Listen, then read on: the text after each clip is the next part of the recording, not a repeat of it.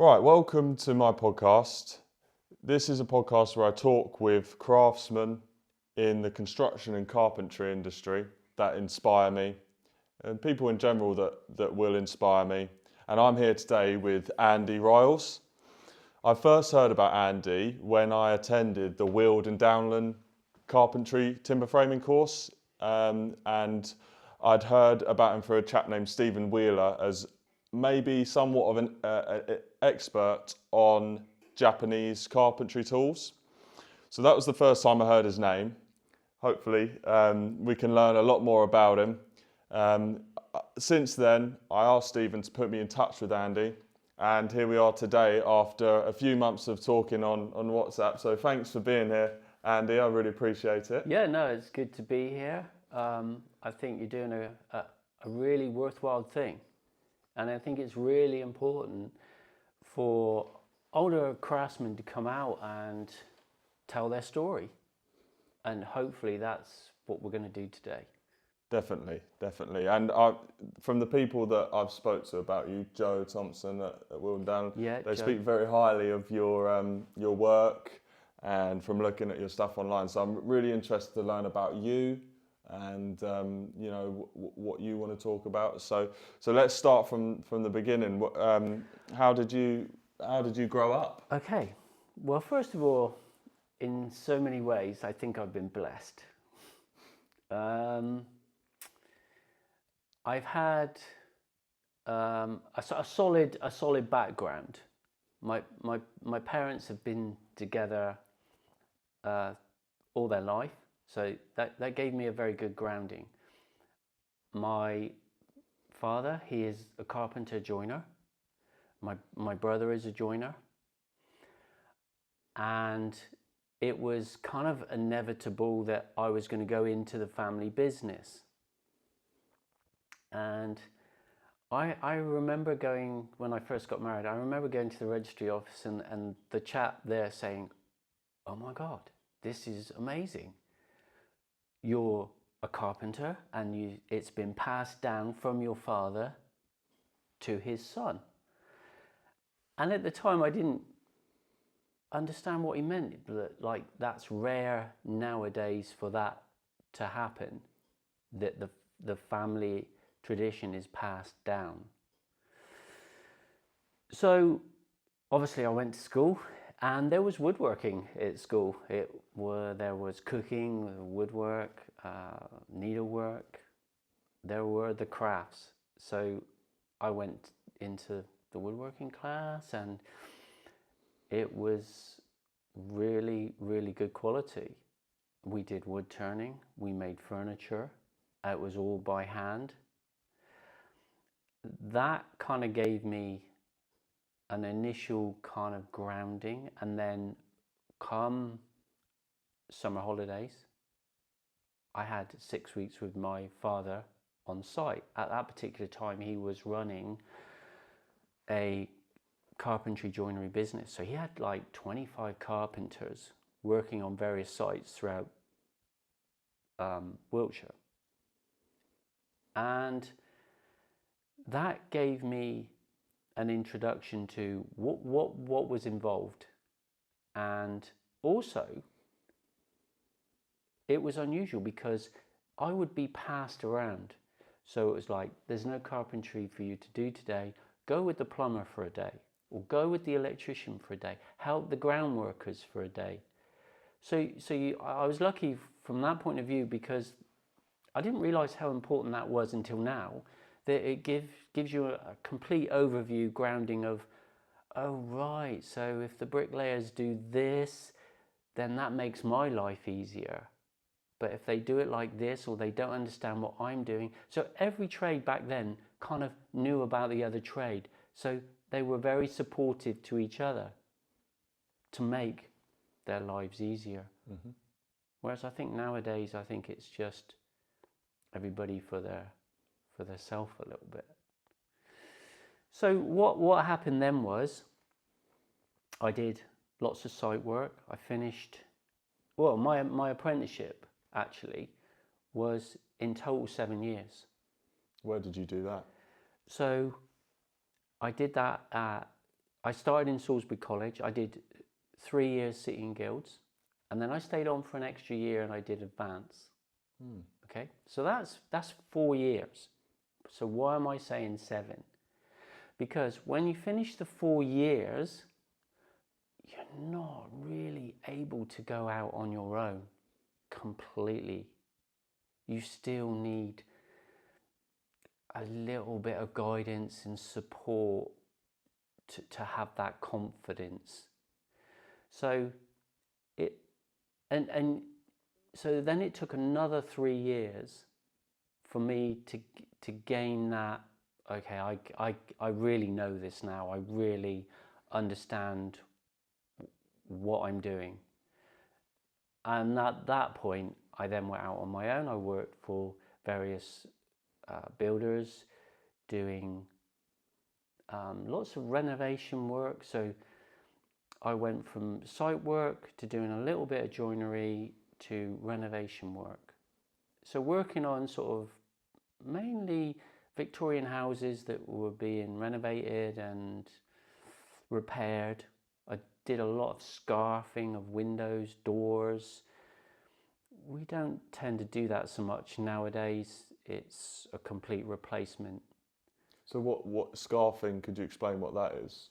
Scarfing is where a wooden window is technically serviceable. So it might just have one rail that's rotted, or a sill that's been attacked by insects, say. So we would cut that piece out and scarf in and replace, splice into the timber that was there, a new piece. And that was done a lot. And the whole wooden window, wooden door, how do I explain this? It's a little bit difficult to explain, but if you understand wood and you understand what it needs and you respect it, not just, when I say wood, the tree, you respect the tree. Yeah. You understand what it needs and what it wants. If you give it what it wants, which is care, repainting, priming, looking after, knowing when it needs to, call it a hug. It will then carry on. And proof of this is that in my lifetime, I've worked on historic buildings. I've worked on windows that are 300-400 years old, from medieval period. Windows? That would be a hardwood. That would be an oak. Okay. Yeah.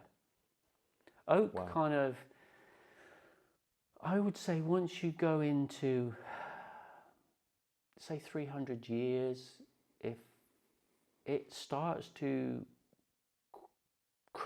crystallize inside. So when you're working with it, you'll sort of get a softer outer shell, but as you start to go into the heart a bit more, you'll see little shiny, glycery reflections, which is the kind of, I call it some form of crystallization. It becomes the hardest it could ever be, I guess. So that's when it becomes really, really hard on your tools and hard to work with.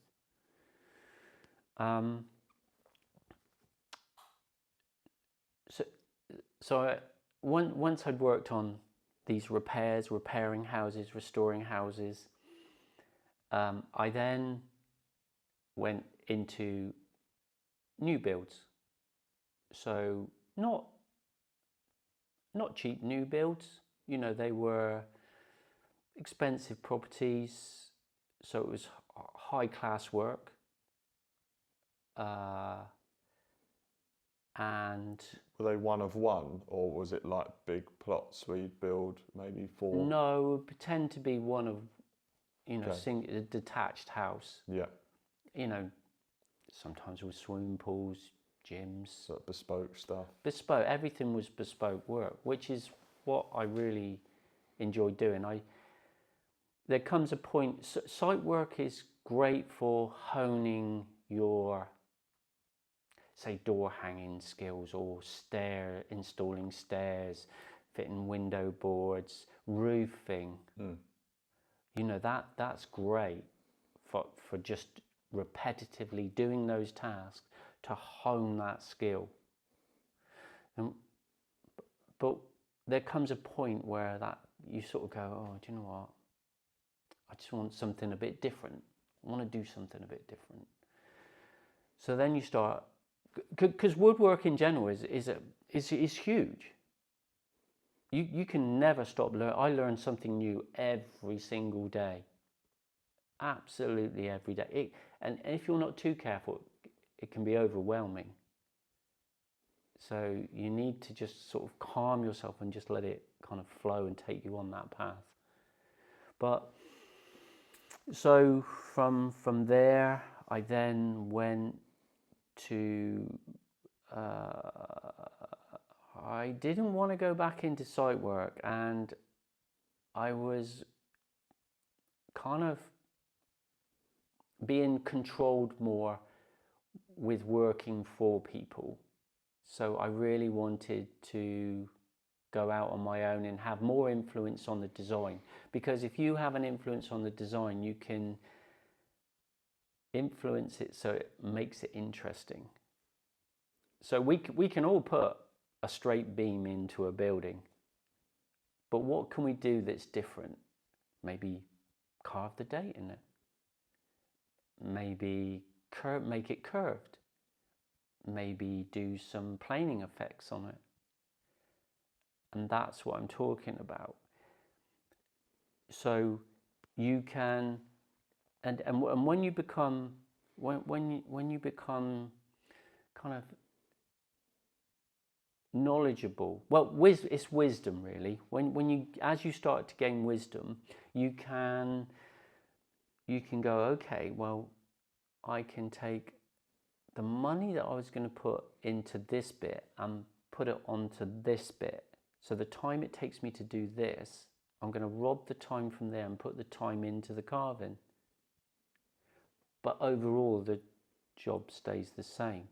So you were you got to the point where you were doing site work and you decided that you were going to sort of try to invest your money from site work, your profits, into doing more carving, more bespoke stuff, and you were trying to carve your career out, for excuse the pun, but yeah, if you should always, I think this is important for every human being. You should always be trying to improve yourself. Now, whether that's a very small tweak or a big change or a little change, you should always be trying to be that little bit better than you were yesterday. A little bit more calmer, a little bit more open. And that's the approach I took with woodwork. And then that leads you into what I call bolt-ons. So say this is your main core. So let's say site work is your core. That's where you start. So now we're going to bolt something onto that now. So we're going to bolt carving skills in there. So now you have a few carving skills. You're not a carver, but you have carving skills because you know how to use these hands. Yeah. So now you've learned a little bit carving. I would always suggest starting with letter carving because that's the easiest type of carving. And did you do and a I think course? everybody's capable of that. Okay. Everybody. So then let's bolt on wood turning. Okay, so I'll go and join a wood turning class and I'll learn the basics. So now you have another bolt on. So you can make a chair leg. So now you can make a chair. So you can make a chair with some carving on it. Okay, let's put a big bolt on. Let's go mad. Let's put a big bolt on. Let's go into timber framing. Let's go into oak timber framing. So that's a big bolt on. Was that something you did? That's something I did. So around approximately 20 years with timber framing. I started off,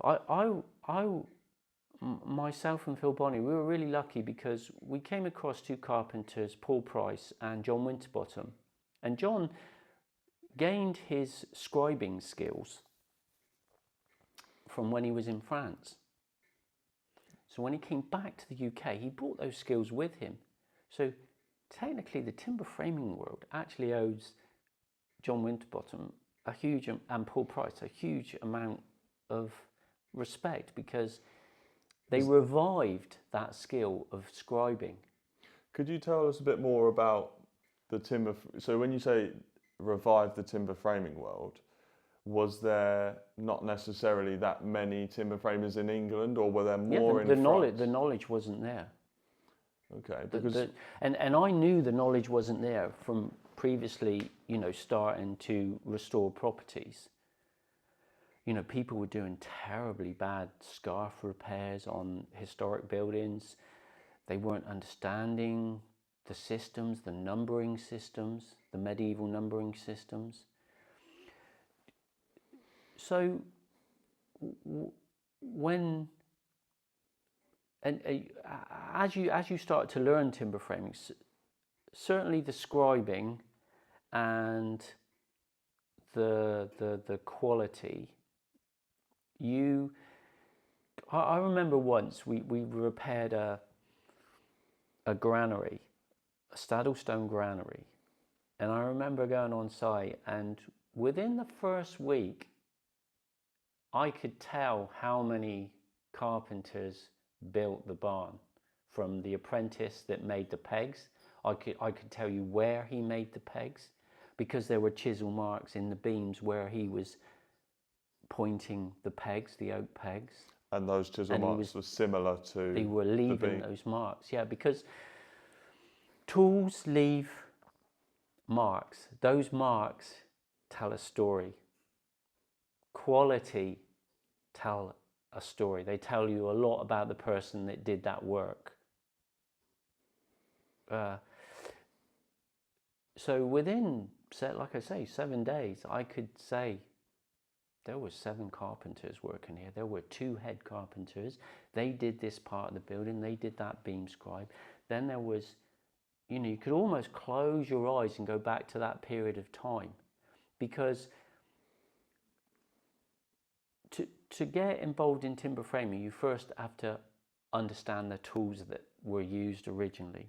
So the medieval tools that were used through the periods. What type of tools, what they were wearing, what the conditions were like, how they were laying the frames up.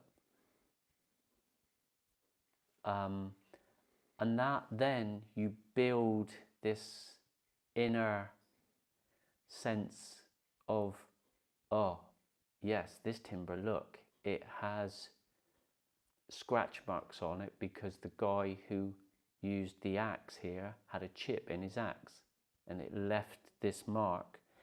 And also the mark it left, you can tell what axe he used, how wide the blade was, how sharp the blade was. So whether he's using an adze or a broad axe. What's an adze? Or a side axe. Could you distinguish what those are, like what the difference between those are? An adze is mainly a tool used by shipwrights. It was used to flatten the surface of boards, or it was, in carpentry sense, it was used a lot on the back of boards to get them to a uniform thickness. So if you had uneven joists and you were fitting boards down to a floor, and the boards were like this because the joists were all different, you would either adze the back of the board so it sat down smoother, or you would adze the actual face of the board to get a flat surface. And would that be for like roughing out larger portions of timber? Because wouldn't you use a plane then? No, an adze would be a faster way. Planing, you should always look at planing as is a finishing approach. You can rough out a serious amount of timber with a Japanese plane. I mean, let's say if I took 3 passes with my electric plane, and that took, say, a minute of time, with a Japanese plane, I could take 1/4 of an inch off a door in the same amount of time. That's great. Now, we're not talking about effort, we're talking about time. So another way to explain this is, I used to do a little demonstration for people, and I would take a piece of softwood and I would take my belt sander, my Makita belt sander, and I would start off with a coarse grade, then I would go to medium, then I would go to fine. And I would put my ear defenders on, and there'd be dust and noise, and then I would say to people, did anybody enjoy that? No, it was noisy, horrible. I said, now I would like you to come up and I'd like you to feel the surface. They come up, oh yeah, that's smooth. And then I would take a Japanese plane, and on the same surface, I would take 1 pass, 1 shaving, which would be 1/10 of the time. No dust. No dust, 1 shaving, and then ask them to come up and feel the surface finish, which was far superior to any belt sanding. Okay, and you mentioned Japanese tools. I obviously said at the beginning that you've got a bit of a reputation for knowing a lot. You've done demonstrations, and I can see online that people know that you know a lot about it. Yes. When did this how did it happen? Yeah, how did this happen? Yeah, how it happened. That's really interesting, because over, if you've been sawing, when I started my apprenticeship, it was all hand saws. We used hand saws, hammers, drills. There was, I think my generation was the first to see a battery drill. And I always remember there was the Makita, and it had a long arm on it, that you held on these very slim, funny looking batteries. And so I always think that but previous to that, before they came along, not everybody had those, but previous to that, everything was by hand. So even the holes you would make for handles on your doors would be done with a little breast drill. That's crazy. And brace and bit. We put all our locks in with brace and bits. What's a brace and bit? A brace and bit is a brace is a tool that turns. It has a larger handle. Okay, that so you it's sort turn of like like those this. drills. Yeah, and then the bit would go in the end. It would be like an auger bit. You had various bits. You could, when I worked on big doors, huge hinges with slotted screws, there was a bit that you could put into the brace. There was a screwdriver bit, a flat bit, because you needed more pressure to remove those screws than just a normal screwdriver or a Yankee screwdriver. We used to have Yankee screwdrivers. And what are those? Yankee screwdrivers are...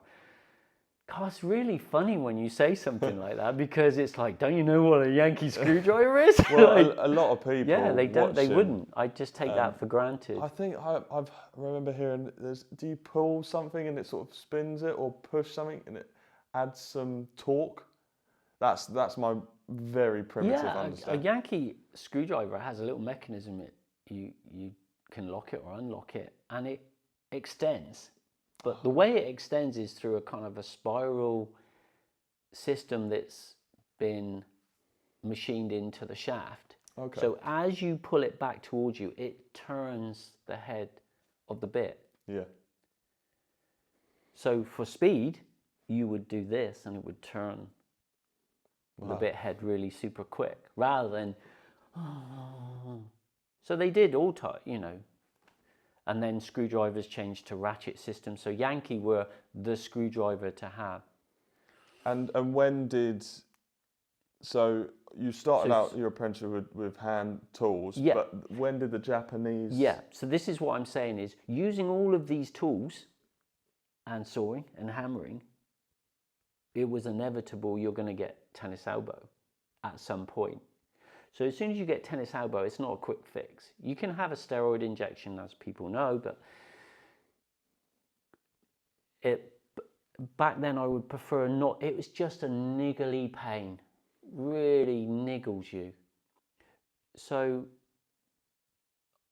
one day I was going through a magazine, and there was this guy, furniture cabinet maker Jim Kingshot, and he was doing an article on Japanese tools, which was like, wow, because back then there was no YouTube or anything. It was magazines.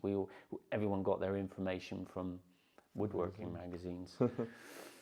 And I thought, actually, everything's done on the pull. So you pull these tools, the saw, the plane. Hey, this would help. This would put zero pressure on my elbow and use more of my core muscles. This could work for me, so I could carry on working. So that's how it initially started, was actually my body was starting to feel the aches and pains of being on site. Using hand tools. You imagine we would go from one house to the next house, floor bumping, they used to call it back then. So you used to grab a handful of nails in your hands, and you would spin the nails in your hand and nail it in. So whilst I'm nailing this one in, I'm spinning this nail.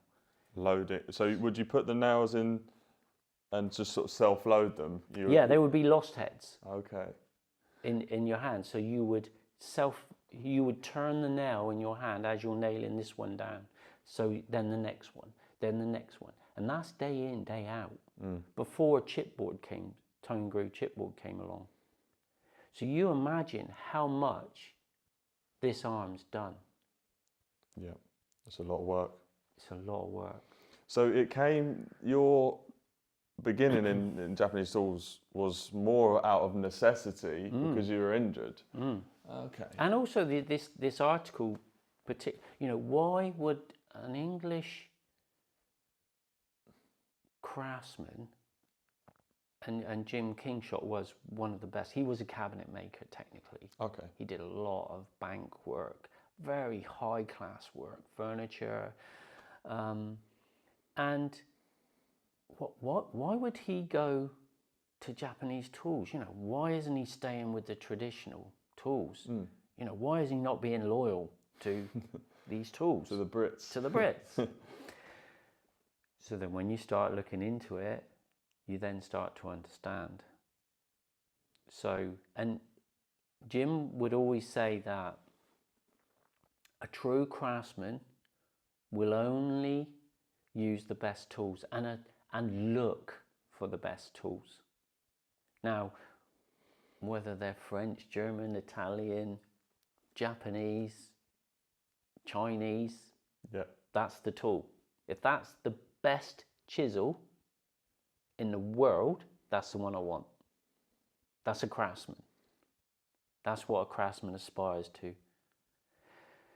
So I looked at what Jim was doing, and he just like, oh my God, these chisels are so much better, and then this is so much better, and then these planes are so much better, but he didn't really. He went the full hog with the chisel, because the chisel's one of the easiest Japanese tools to learn how to use.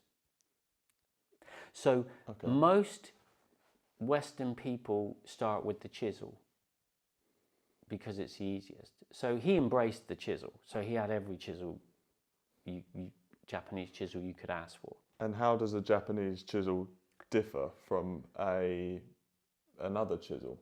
Let's say a Western chisel. Yeah, let's start with the mortise chisel. So a mortise chisel, a Western mortise chisel is made, or used to be made, parallel. Yeah. Whereas a Japanese mortise chisel is made slightly tapered.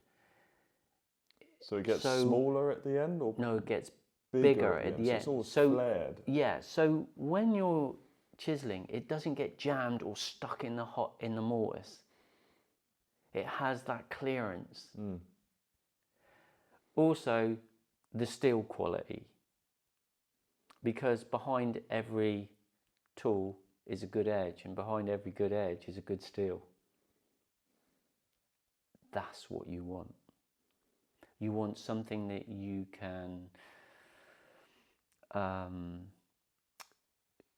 sharpen relatively easily, but keeps an edge long enough, but not too long that it keeps you away from the sharpening station. If you've got too hard a steel, you won't sharpen very often. But if you're not sharpening very often, one, you're not calming your mind, and two, you're not practicing the art of sharpening. You know, that's particularly why I like white steel, you know, carbon steel. That if you start going into blue steels, they get harder until you get up to super blue, which is super hard. I've got very frustrated in the past with trying to sharpen super blue blades. It takes a long time. They hold their edge, but this is all new to me, this different types of steel. Yeah, so how did you I learn about that? Was that in the woodworking books, or was it something once the internet came around you were able to do a bit more research and understand what steels? Because when I buy a chisel, I don't understand what the steel is, whereas you've taken it a step further. So how did that come about, that research and that knowledge of the specifics of the chisels? Yeah. So, this like, it sounds like a really easy question you're asking me, and I guess now I'm going to try and blow your mind, because somebody will say to me, okay, this is a white steel blade, and this is a white steel blade. I'd say, okay, I'll try them both. So I will sharpen this one on this type of stone, this one on this type of stone. They will both sharpen differently, and they both will react differently. One might be a fraction softer than this one, or it might be easier to sharpen for some reason on this one. It might be that the backing steel has a higher content of carbon. Which would make it stronger, or no, weak? Which will make it easier to sharpen. Okay, so softer. Yeah, so the carbon helps the steel to become easier to remove, because the hard cutting edge steel has to be backed up with another steel. Yeah. And it's that carbon steel that I think is really important when it comes to the sharpening. So it's not so much about the steel, it's finding that right stone and seeing how that steel reacts. When I was first told steel changes, the stones will change the dynamics of that steel in that blade, I laughed. I said, what are you on about? Yeah. It's science. A plus B equals C. What's technical about that? But when you start using the stones and you start using the steels, you start falling in love with certain blades from certain blacksmiths, then you realise that there's a magical thing going on. And I honestly would struggle to explain it to you unless you experienced it yourself. And this is where the spirit of Japanese tools, you start to understand their spirit. That's awesome. It's not just steel. You can all my perceptions of woodwork changed when I embraced Japanese tools completely, because it's a mindset as well. Your mindset has to change. What is the mindset? The mindset is you have to, first of all, you have to be open. You have to go, okay, I now know that simple is complicated. So anything that's simple in Japan is complicated. It's been thought about, and so when I first learned about the Japanese plane, the kana, I thought that was the easiest tool to learn because it's a blade and a block of wood. How can that be complicated? In 2 grooves, the blade goes down each side in 2 grooves and a block of wood. How can that be complicated? How can I not use that? How can I not work that out? I've used wooden planes, the traditional English. Yeah, because in England we've got a traditional. We have the old wooden planes, and then we've got the Stanleys, which are more metal, aren't they? So how do they differ visually for people that are watching or listening to the plane with the handle and the metal shoe that you push? How does a Japanese plane look? How does it look? Oh my God, that's like, you're challenging my mind here, because how does a Japanese plane look to me? It looks like a person that I recognize. When I pick up any one of my planes, it has a personality. And that goes back to when I was saying to you, it has a spirit. But it is completely different. Completely different. You won't understand how good Japanese tools are unless you start using them. And I'm not meaning like once every 2 weeks or on one particular job, or I mean daily. You work with them daily.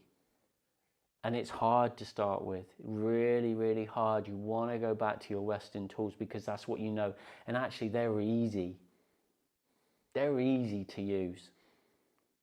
So you're naturally drawn back to, you want to get my Stanley, my Bedrock, or my Veritas, or my Lee Nielsen, or it's so easy. I just turn the knob in. Yeah, you can micro adjust it, and it's easy. Micro. Maybe not. You can adjust it. Micro adjustment. Micro. When this is something that was really interesting initially when I started looking at Japanese planes, was one frustration I had with English or Western planes was the micro adjustment. Because if you look at the thread on the turn screw that moves that blade forward, the threads aren't fine enough. Even if you look at, say, a Matheson or some of the planes with finer threads, that's not micro adjustment. When I first learned from Japanese carpenters, it was really funny, because Watanabe would look at me and he'd pick up his kana and he'd go, "Andy, micro adjustment," and he would just go. So, few questions. I've moved that blade. Who is Watanabe? Okay. And where are you in this situation? For the viewers, is this at a woodworking show? If so, which one? And who is Watanabe? Okay. My first interaction with Watanabe was at the European Woodworking Show, and that was at Cressing Temple Barn. In the UK? In the UK. There used to be a woodworking event, mainly sponsored, I think, by Dictum Tools, or Fine Tools now, I think. Yeah. German company. Yeah, German company, and he was for somehow he was friendly with Watanabe, and they would do the show in Europe first, and then they would come to the UK. Oh, okay. And Watanabe would then come with them and demonstrate Japanese tools and techniques at the show. So he's a Japanese carpenter. He is a Japanese carpenter from north of Tokyo. He lives, and I found out that he was going to be at the show. So naturally, I was absolutely craving to be in the presence of a Japanese craftsman. It's there comes a point where you can only learn so much yourself. Then you need verification. Am I on the right path? What I'm doing, is it right? Because when I first started learning, I didn't have anybody to teach me. So until I embraced Facebook and then could connect with other people, and it was all done by email. There was nothing really on YouTube like there is now. It's incredible now. Yeah. I mean, I spent the time it took me to learn Japanese tools. Now you could reduce that massively. It took me probably 4 years, 5 years to learn Japanese tools, but now you could reduce that time just by watching YouTube. But you still need to do it to understand it. So there's a difference between being able to use and being able to understand. They're two separate things. So really, to get the full package, you need to make sure that you understand both the using and the understanding. So Watanabe, I went to the European Woodworking Show, and sure, there's loads of people there. There are amazing craftsmen there, and all the big manufacturers of planes would be there. So Lee Nielsen would be there, Veritas would bring their guys over. And when I say they would bring their guys, they would bring their tech guys. So their tech department, they were designing their tools. Okay. So, but I didn't have any time for that because I kind of knew my Western stuff. So I would just head for Watanabe. I'd get sent a seat and I would just sit there and watch him. And every now and then he would look up and see me, and I would look up and see him. And then he would, at one point, he wanted people to go and try the plane or to pull a shaving. So I would go up, I would pull a shaving with him and then try and talk to him. But unfortunately, I didn't know Japanese. I don't speak Japanese. Most of my learning was done by visual. I'm very good at looking at watching somebody do something and better imitate that. Also, I'm very good with drawings, so I can draw something out and make it kind of like an IKEA instruction manual. So you can sort of communicate. Communicate. So I would do this with Watanabe, and over time I learned a lot from him, and he would give me various gifts. It's a tradition in Japan to give somebody a gift when you first meet them, or if you go to visit somebody, you would always take a small gift. And when you say over time, you mean how long is this woodworking show? This woodworking show lasts for the weekend. So you mean just over or did you see him every year at this? Yeah, it would happen once a year. So you're building a bit of a relationship with this guy. Yeah. So he would go, I remember you from last year. Oh, nice. Oh hi, Yeah. And that's interesting. You didn't even speak each other's language, and you're able to have a bond on the craftsmanship. That's quite cool. When, I've spoke to you about this before. When you aspire to be a craftsman, That's the Premiership. That's the league. That's the Premier League, and then you have all the other leagues down below, and you work your way down. But you should aspire to be in the Premiership. Why should you?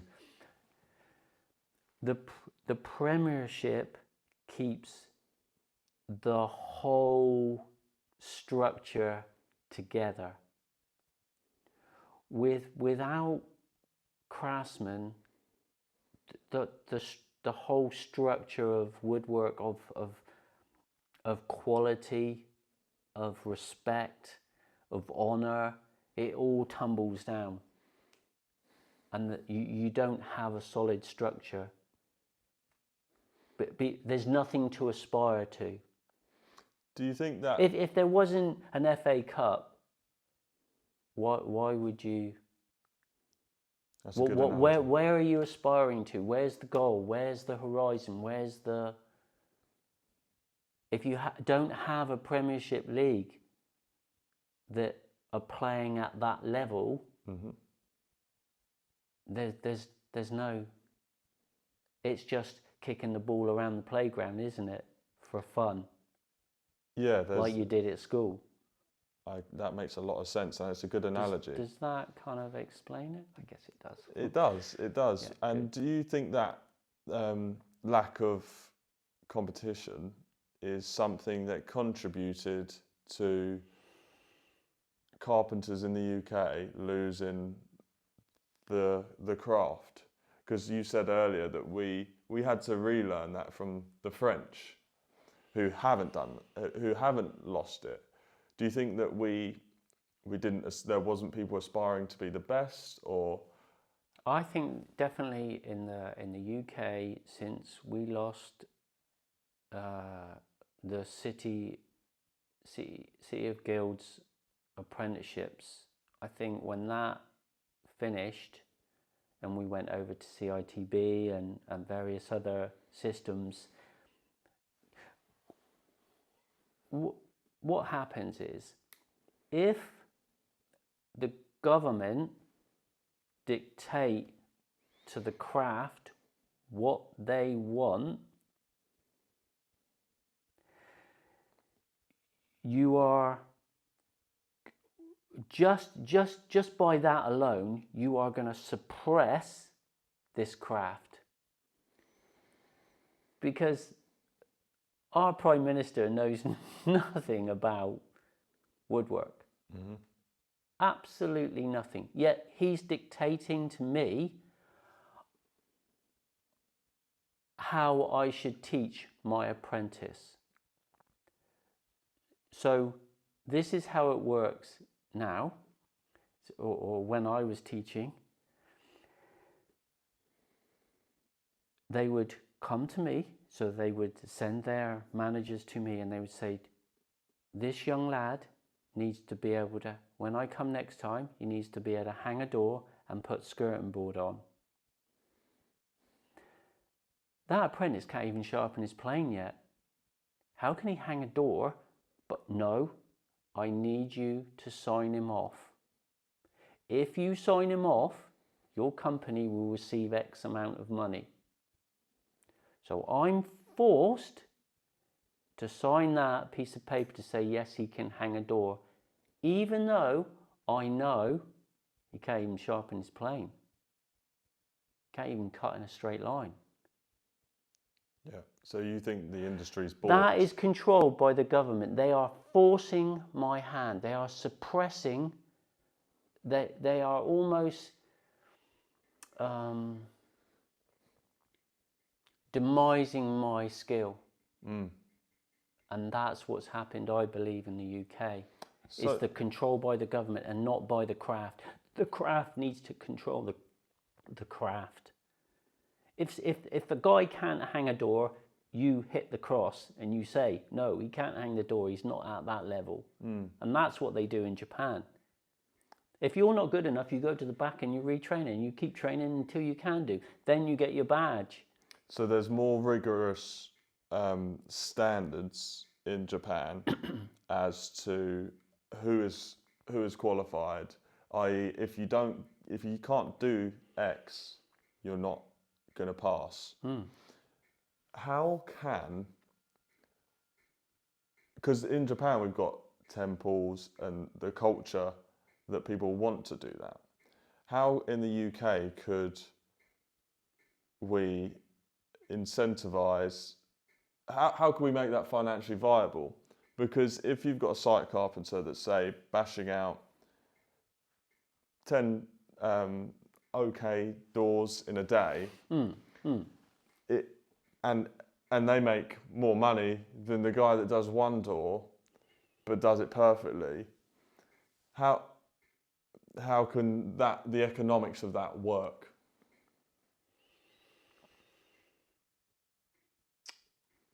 Okay, that's interesting. That's really interesting. And so, in my career, I've worked on houses that are worth £100,000, and I've worked on houses that are £6 million. The quality that I'm seeing in the £6 million house is terrible. Terrible. I don't care if you've got gold brass taps on your bath. The woodwork is shocking, or it's imitation, or it's plastic, or it's been machined by a CNC machine. Quality is quality is achieved with human hands in the craft. Now, I'm not saying it's perfect, because sometimes you don't want it perfect, or you don't want it to look like it's been machine made. But what I'm saying is, part of that person is putting their soul into that. That's what gives things character. That's what makes you feel like it's the same feeling as walking into the woods and being in nature. It does something to your soul. Yeah. So when I walk into a house that's full of exceptional quality woodwork, say a church, amazing carvings, I can feel the spirit and the quality and the passion, the love that person put into that building. Yes, there's sweat. Yes, there's blood. Maybe even guts. But that's all part of that feeling. Yeah. You know, when people walk into, say, Salisbury Cathedral, there's an air about the place. I've not been. Is it got woodwork? Oh, you need to, yeah. If you're in Salisbury, if we get time, we'll pop down there. But you can feel the energy. So, if I walk into a very contemporary, concrete, clean, crisp, white building full of glass, I feel nothing. I feel nothing. I feel like I'm in a hospital, or where is the craftsmanship? You've put some shuttering up and you've poured a load of concrete, and you've painted it white, and a machine's made that, and a machine's made this, and a machine's made that. Interesting. So you, when you were doing timber framing, you decided you were going to start crafting your career by learning carving. You know, you said you did all these sort of bolt-on tasks. So you are a bit of an example of someone who has, maybe you haven't had the work given to you, and you've actually gone out and sort of forced a career path where you are using these tools and you are doing this quality of work. Yeah, I've hewed timbers in timber framing. Which a lot of people would say is you don't need that anymore because a machine could do it. But you have made that a career. So, or you've made your career where you're using more hand tools. So how did you do that? How did you maybe educate your customer or operate in that part of the carpentry market? How did you get there? Okay, because a lot of people watching will be a site carpenter or a bricklayer, and they might just be doing site work, and they think, well, I don't get those jobs. Yeah. So the first thing is, it's very hard to find customers that like handmade traditional woodwork. It's hard. First of all, it's expensive, but it's hard to find the right client that appreciates it and understands what you're doing and what it's about, and the effort and time. And because you might see a craftsman for a day, but when he goes home, you don't actually realize what he does. He's sharpening his tools, he's cleaning, organizing, thinking, designing, pricing, invoicing. There's a whole thing that goes on behind the scenes, as with everything, I guess. But what the most important thing I'd like to try and get across today is, if we don't educate the public regarding what it is that we do and how we do it and how much it is involved, if we don't educate the public, they won't understand us. If they don't understand us, they won't know one door from another door, or a wooden window from a plastic window. An example. I'll just give you a very quick example. A plastic window. A plastic window has a shelf life of 25 years. Why? It's plastic. It should last forever. No. The rubber seals that hold the glass in, that seal the window, the mechanisms that work the expagulate locking, will all perish.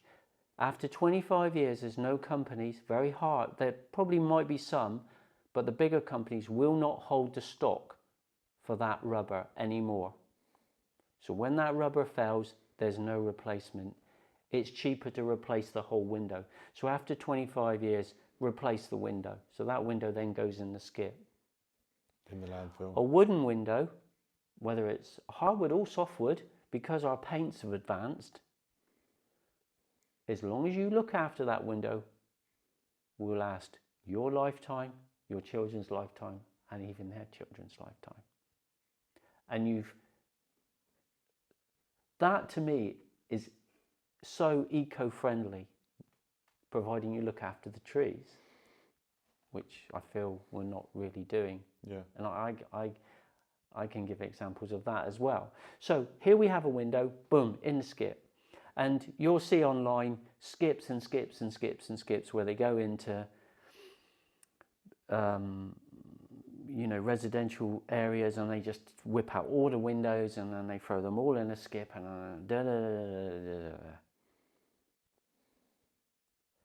a double glazed unit. When you buy a double glazed unit, the glass that goes in that plastic window, you have a 5-year guarantee on that glass before. So the company that supply the glass will go, you have a 5-year guarantee that it won't break down. So it won't let air into the double glazed unit, and then it will either mist or the unit then needs to be replaced. So they only give a 5-year guarantee. They know, and I know, that after that 5 years, that window is going to break down.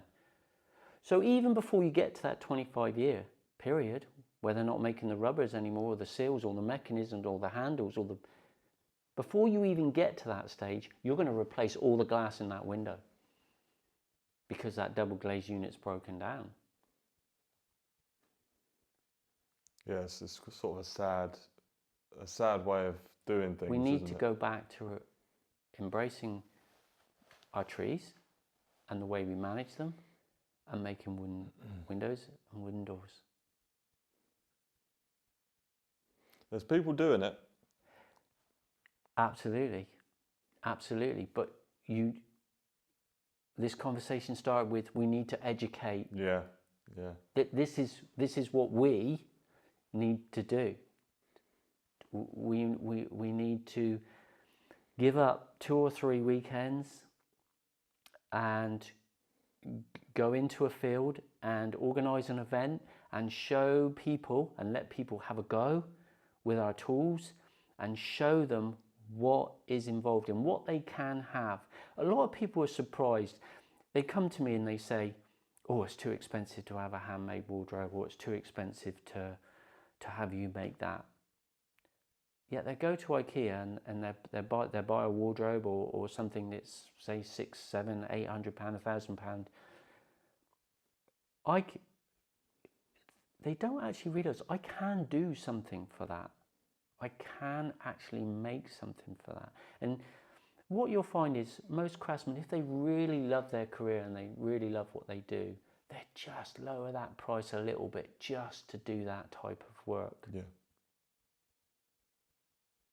Now, those people, when they go to IKEA, they say, well, how come? And I said, well, first off, you're going to IKEA. So fuel, time, you're going to get your box, you're going to come home and you've got to put it together. I've put IKEA furniture together. Not easy. It takes a long time. Yeah. So say you paid someone to put that together. That's got to go into the overall cost of that wardrobe or whatever you're buying from IKEA. It has to.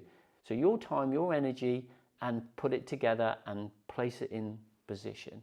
And it might not fit because that's the size they do. Mm-hmm. So you've got a gap, or it's not quite right. But for another £300-400, you can have something that's hand built, that's purpose built for that space. And these are the type of things that we need to get across to consumers. Yeah. So, but the craft needs to take time out to organise these events, to show them, have a go with some hand tools. This is what's involved. You know. Yeah. Like the carnival, the fete. It needs to be like that. That's how it is in Japan. It's funny when you first got here, we were talking about a few things, and you mentioned about the wood fairs, but now being just sort of places to sell tools really. They're just tool fairs now. We used to have woodworking shows at Earls Court, Olympia, Alexander Palace. Every year, and Japanese carpenters would come over and do little demonstrations, and there were more demonstrations.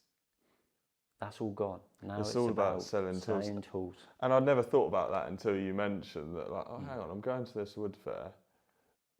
And I'm just about buying tools, really. So back then, who was the Japanese carpenter you mentioned? Watanabe. Watanabe. Yeah. There were these sort of semi-celebrities or celebrities in their little niche that would go and display their skills. You have to give back to your craft, and it's hard to explain this, but as you get older, you reach an age where you feel obliged to give something back. You have to give something back that's giving you so much pleasure in your life. You have to. And for every craftsman, what you're trying to do is produce one apprentice that's better than you. Or as good, if ideally better than you. That's your goal. And I don't know, maybe that sounds easy, but... Did you do it? Have you done it?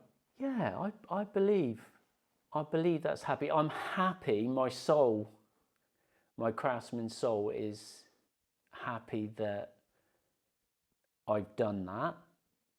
I don't think that's happened with... It's hard to do. It's really hard to do. You kind of have an instinct as well when you first meet a new apprentice. You kind of, within the first 2, maybe 3 weeks, I have an instinct like, you're not going to make the grade, or I think there's definitely something there that there's a ray of light that I can work with. Do you think anyone can get good at carpentry or a craft? No. Okay, so you think that some people are gifted and they... Yeah, gifted. Interesting. Yeah, it's like, it's like an athlete. It's like an Olympian. Yeah. He's the best in the world. And it's a natural, why is he the best? No one can explain it. You just say he's a natural. He has a gift. Yeah.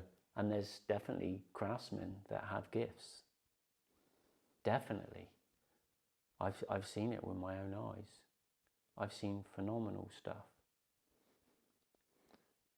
But it takes a lot of work, right? You can't just be good at... Dedication.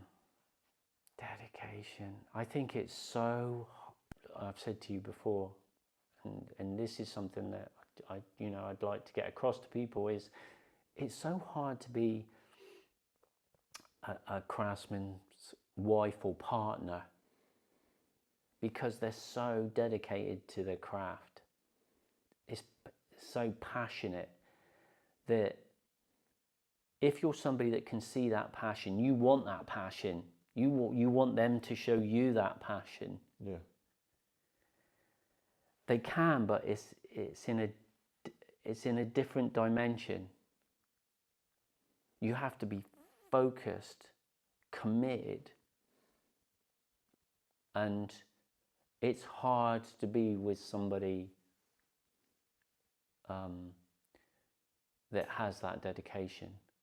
Yeah, because there's a lot of things that have to give to get that dedication, to get that concentration, to get that.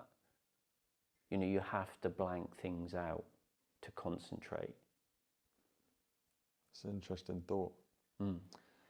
When we first spoke on the phone, Yeah, you talked to me about the different countries that were doing carpentry the best, and you in the same you had a bit of a search for the best tools in the world, and you came across Japan, but you also had it sounded like you wanted to learn from the best carpenters. Who was the best? Yeah, what country was producing the best? I'm going to say craftsmen, because it's a mindset. Who has the best mindset? Yeah. So I worked in Australia for a year, and I looked at their apprenticeship system, and I read, obviously I read their books, their manuals. I worked with a roofing team. They do things completely different to us. They are super fast, super quick. The Americans, good roofers, great timber framers. They understand the systems. And then I looked at the Europeans and, the Baltic countries, and every country has an ultimate chosen few, but what I wanted to look at was an overall, which country, if I had to choose a producing craftsman, like your average on a continuous basis, yeah, and continuous good quality, okay, it would be Japan. Okay. And so did you travel to so you went to Australia and Europe, and it sounds like you've done a few builds abroad, is that right? Yeah, there's a Karezukai group in Europe. What's Karezukai? It means let's plane together, which is an event that happens in Japan. Mm-hmm. Karezukai event in Japan, and it brings the best craftsmen together to see if they can pull the finest shaving, and that shaving is then measured, and then basically the thinnest shaving wins the competition. Cool. But really, it means coming together. So it brings all the craftsmen together to share their experiences, their skills with each other. So I went to Lundberg because there's a European group, and I was lucky enough to be invited to that, because you kind of have to be invited, because you have to be a carpenter craftsman to even be at the event. It's not for anyone trying to learn, or it's for craftsmen to share with craftsmen. Okay, because I was hearing about these events and I was like, I'd love to learn from these people, but it sounds like I need to get a bit more experience before I can get to an event like this. Yeah, I would say any carpenter wanting to go to Japan to learn, or Europe, carpentry, or Europe, I think you need to put the work in first. Okay. And when I say first, you need to hone your skills just to feel confident. Otherwise, you're going to go there and you're just going to be overwhelmed. You're going to be like, cranky, I'm out of my depth. Yeah. So I would definitely say that if you were going to work, if any young person that was wanting to learn carpentry skills in Japan, I would first do your homework. You need to learn about Japanese tools. You need to get a basic knowledge before you go there. You can't just turn up and go, employ me. Yeah. I've been working on building sites, or I've done carpentry, or I've made this little table, or you got to add something to the table. You need to be at a kind of starting level, and because like I say, I've learned from 18-year-old Japanese carpenters that are far more skillful than me. Far more. That's humbling. You have to humble down. You have to really be humble, and you have to honor the craft, and you have to respect people. So you respect your teachers, your elders. Very, very important. If you're disrespectful in any way, you never ever pick anybody's tool up without asking.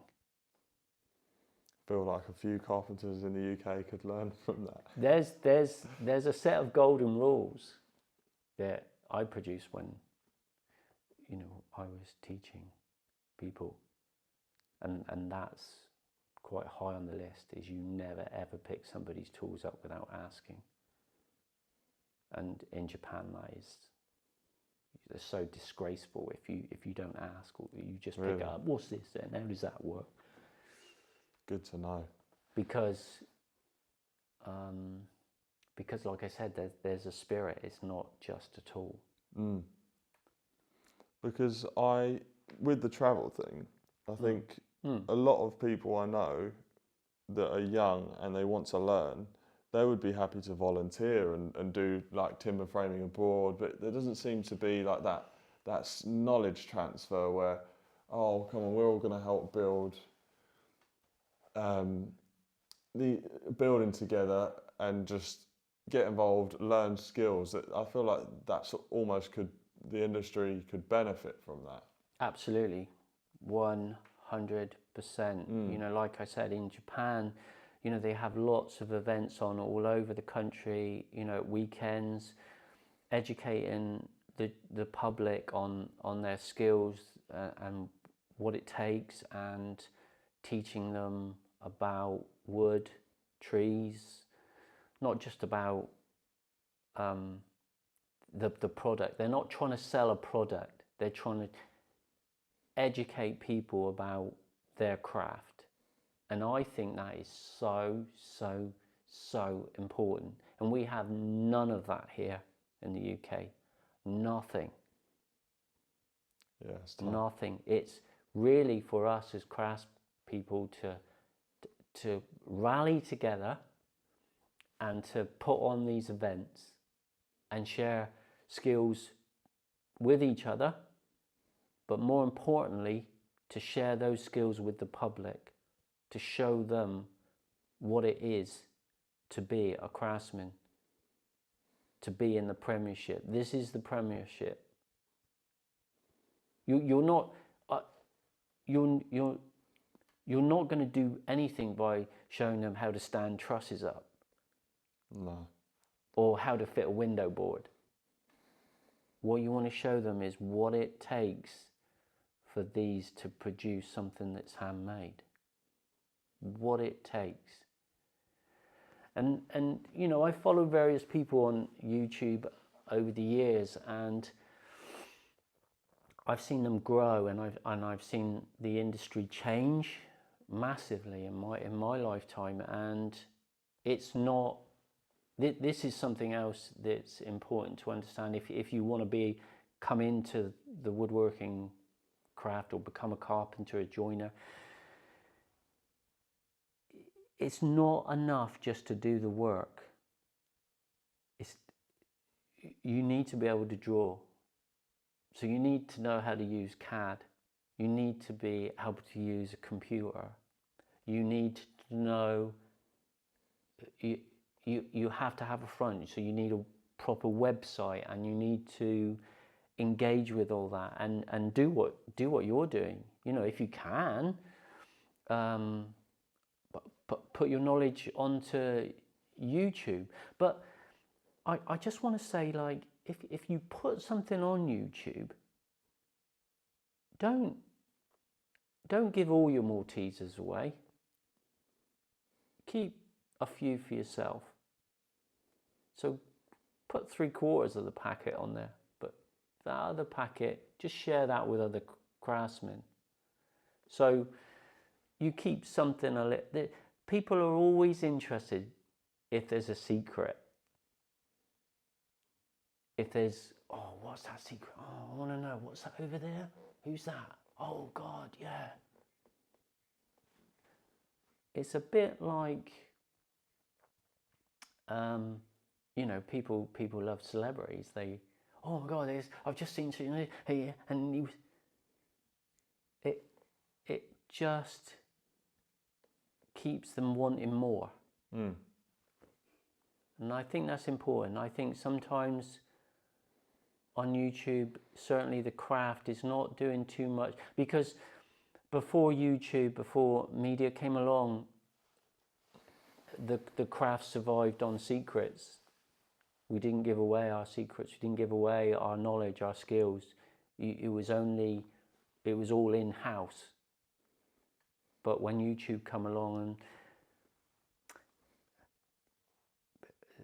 and people sometimes have an ego, they want to show how good they are, or they want to express their skills and their knowledge, and that's good. It's a good thing, but I would prefer that they gave all their knowledge away within the craft, and then put so much on the media platform. I think by giving it all away, you're actually gonna cause problems within the craft. You're going to demise it. How so? Because your DIYers are going to go, I can hang that door, and this guy's really, really good. If I follow the way he does it, I better hang this door. And if you do it step by step by step by step by step, yeah, you hang the door. It won't be quite as good, but then he just wants the door hung.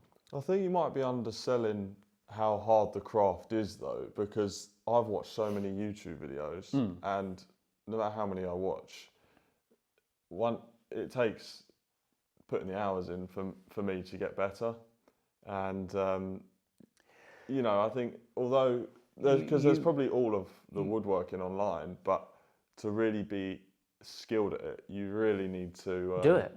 To do it, yeah. You have to do. Oh my God, yes. If you don't do something, you know, you can sit in bed or sit on your sofa all day long and watch, you know, YouTube clip after YouTube clip.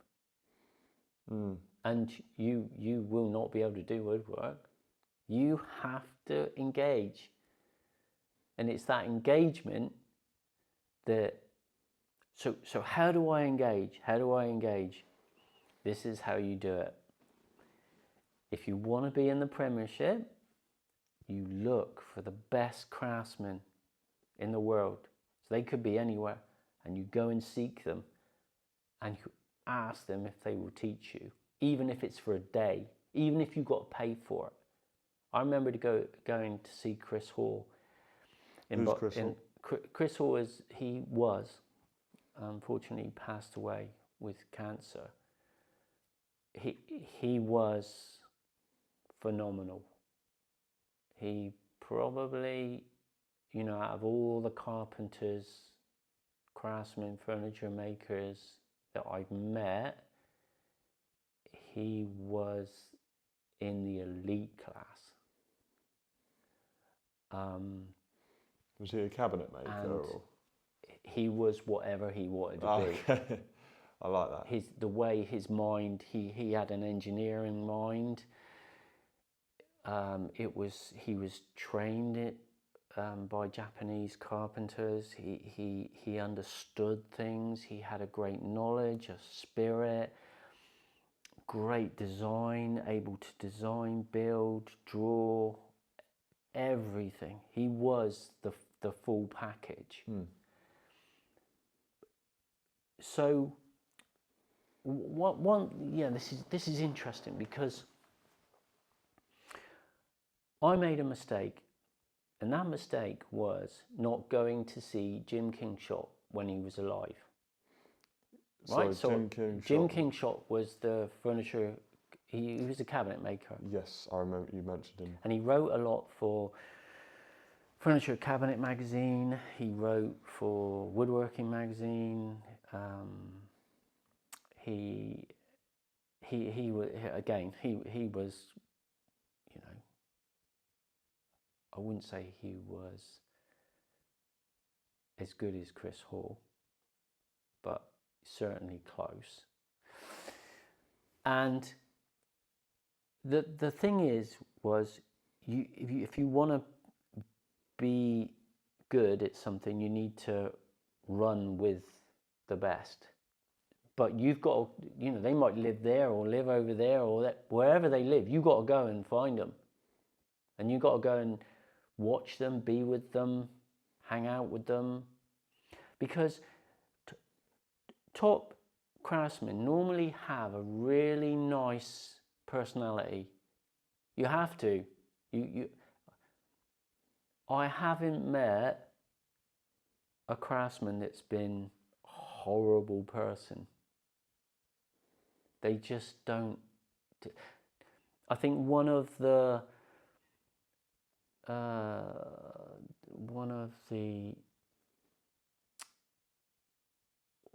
things about being a craftsman is you can't be a craftsman if you're not nice.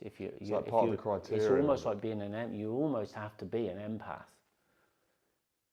You can't be judgmental, you can't be rude, you have to have honor, respect. Yeah. And you can't have have polite. an ego, I imagine. You can't say I'm the best. Yeah. You can't call yourself a craftsman. You can't. So how do you be a Somebody craftsman? Somebody has to tell you that. Okay, you just answer. And normally it's from another craftsman. Wow. Yeah, I mean, just to add my personal input, I feel less confident that I'm a good carpenter the more I know.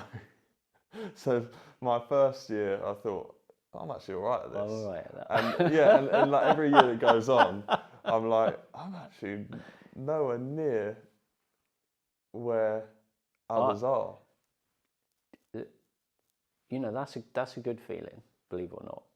I know you're looking at putting a slightly negative on it, but here's the thing. I still feel like an apprentice. Really? I feel like year one apprentice. That's how I feel inside. But that's a good feeling to have, because it keeps the hunger there, the hunger for knowledge, the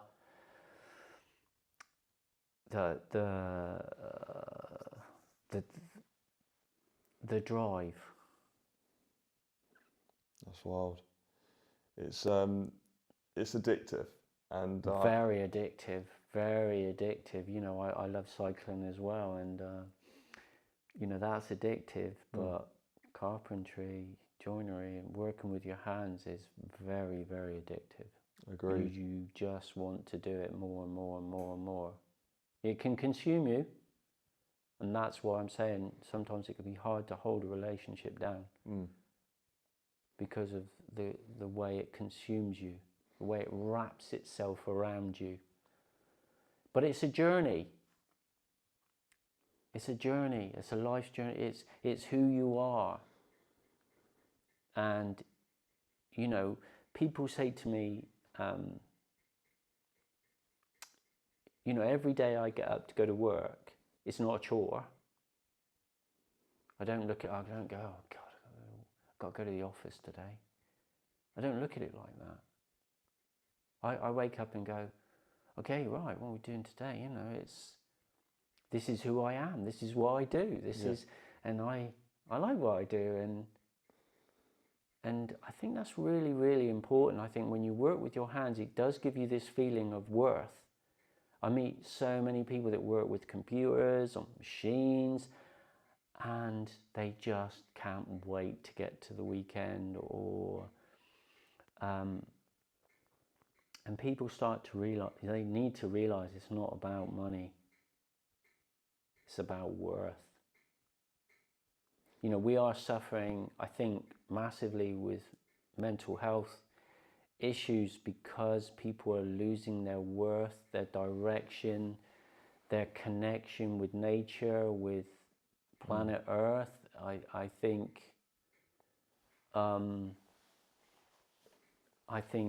it's going to be a big issue if people don't start going back to using their hands, even if it's sewing, needlework, pottery, woodwork. Just what I would say to people is start using your hands.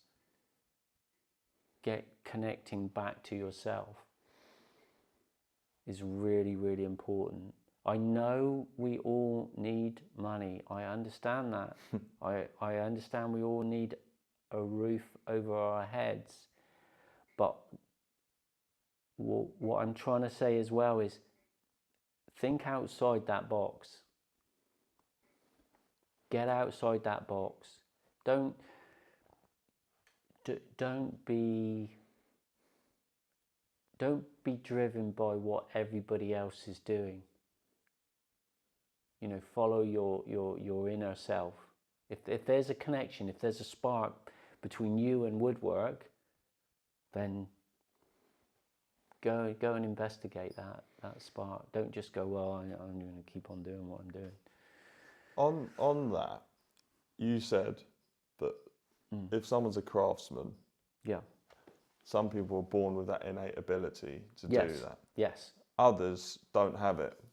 What should someone do if you've got a yearning to do craftsmanship, some type of niche, but maybe you're not blessed with it, an innate ability to learn it, or it takes you longer than people that are around you? Should you give up and try something else, or should you do it as a hobby? What do you think someone should do? Okay.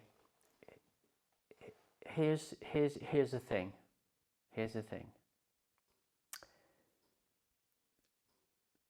People say to me, what are you going to do when you finish that job? When are you going to finish that job? It's not starting a job. It's not finishing a job. It's doing the job. That's where the pleasure comes. I never think about the next job, or there'll always be another job. There'll always be another tree. There'll always be. You don't need to worry about that. Just enjoy what you're doing in the now. Stop thinking about the future. Stop thinking about your past. Think about the now. If you focus hard enough and you want something bad enough and you're passionate about something, the inner drive in you will prevail. Okay. It will push out those negative thoughts.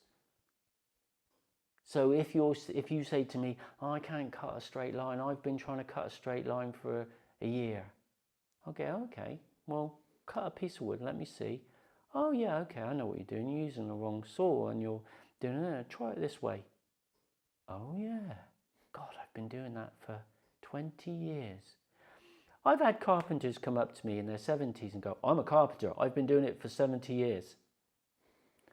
And I go, sorry, you're not going to fill this position. I'm sorry to tell you, I know you've been doing carpentry for 70 years, but you've been doing it wrong for 70 years. And that's a hard pill to swallow. That's hard for me to say. In my career, to my apprentices, I've had to be hard to be kind. I learned that in the early stages. Don't tell people what they want to hear. Be truthful. Say, look, I don't think you're going to struggle. You will make it in this career, but I'm going to advise you, maybe have a look at some other things. If you've got some other interests, maybe play around with those as well as the carpentry. Just play around with it a little bit. But maybe this isn't for you. And they've gone off, they've done another career, come back to me and said, oh, Andy, I remember, when I was with you, and I've just made, it's funny, I was thinking of you the other day because I just made a set of shelves to go up on the wall. So what do you do now? Oh, I'm in IT. I have been for the last 20 years. So don't be despondent if you're not good at something, because there's always something you will be good at. You might be good at cross-cutting rather than ripping. You might be good at planing, but not with an axe. Yeah. I wouldn't say I'm exceptional at anything. I just have a lot of bolt-ons, maybe too many. But I didn't want to refine something to the point where it was elite. I just wanted to feel that experience, yeah. Which is then builds wisdom. Wisdom is such a powerful thing, so powerful. And it's almost like you can't pass wisdom on. You have to gain it. You have to earn it. And that's what I've learned. Yeah. Wisdom is a very, very, I never realised it. And you don't, as you get older, it builds. And then you go, oh, now I understand. I remember saying to a Japanese man, Nagatsu-san, he sharpens saws. He sells saws, sharpens saws. Lives in Kyoto, amazing chap. I remember asking him once, because the Japanese are so precise, so perfectionist. I remember asking him once, I said, do you ever make a mistake, Nagatsu-san? And he looked up and said to me, Andy, even monkeys fall from trees. Which kind of, it's like saying, don't worry, everything will be okay. So if you did something and it didn't work out, don't worry, everything will be okay. Go back to the drawing board. Go back and start again. Make another leg. They have love, the way they look at things. When you start to kind of connect with the Japanese mindfully, spiritually, you then can kind of understand them. So with Nagatsu-san, I have this kind of mental connection. Like, I know what he's thinking, he knows what I'm thinking, yet we don't talk. I remember being sat in a hotel room with him for 10 minutes, and it was just amazing, really, because we could speak to each other sort of telepathically. And I know that sounds crazy. It's like, how can you read someone's mind? And that's why it's so hard to explain. But they do work on this telepathic kind of aura. They can create an aura. That's And, amazing. yeah, definitely. We don't have that here in our craft. In No. this country, we don't have that ability to connect in that way. I guess one of the reasons I asked you about whether you've got it or you're not is starting carpentry a bit later. It's always been a bit of an insecurity of mine. Is that, am I too late? No. You know, or No. maybe. No, one of my best apprentices started with me when he was in his 30s. Oh wow. He didn't stay in carpentry joinery. He didn't stay in it. He went back to being a CAD engineer, designer. So he had he because I think that that's because he wanted a family and that's important, and he needed a house, and you give up a lot of things to be a craftsman. You give up a lot, and you're certainly not in it for the money. You're in it for the feeling, the experience, the journey, the person you become. I think that's a bit of a Japanese philosophy as well, because I've spoke with a young chap, a carpenter, and he did a 1 year abroad in Japan. Yeah, I think I remember seeing that. Yeah. Oh, did you? Okay. Yeah. And he said the money wasn't good in Japan, but he learned so much. Yeah, you're not going there for the money. No, you're going there for the experience, for the wisdom, for the understanding. Because when you understand them, it's kind of you see things in a different light. You see things from their point of view. So when you can get inside their mind, when you understand how their mind works, and it works completely different to ours, trust me, you then look at things differently. It's oh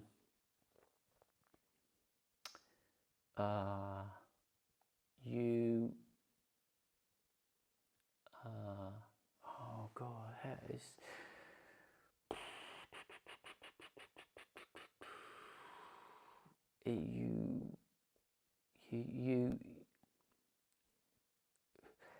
they look at Western. There's certain things that we do. How do I explain this? It's really difficult. Okay, let me just start with an obvious. So when you go inside a Japanese building, you take your shoes off. Okay, so in the West, we just walk in people's houses. They're on white carpets, on clean floors. We just walk in, and we've been walking out on the streets, and there's all sorts of crap on the pavements.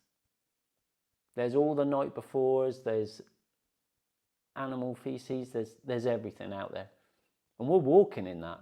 We just been to the toilets, and we just walk in someone's house. And the Japanese look at it and they go, why would you do that? Why would you bring, this is how they look at it, why would you bring the devil into your house? Why would you? That is so disrespectful for the person that lives in that house. It is so disrespectful for that lovely wooden handmade floor. To walk on that,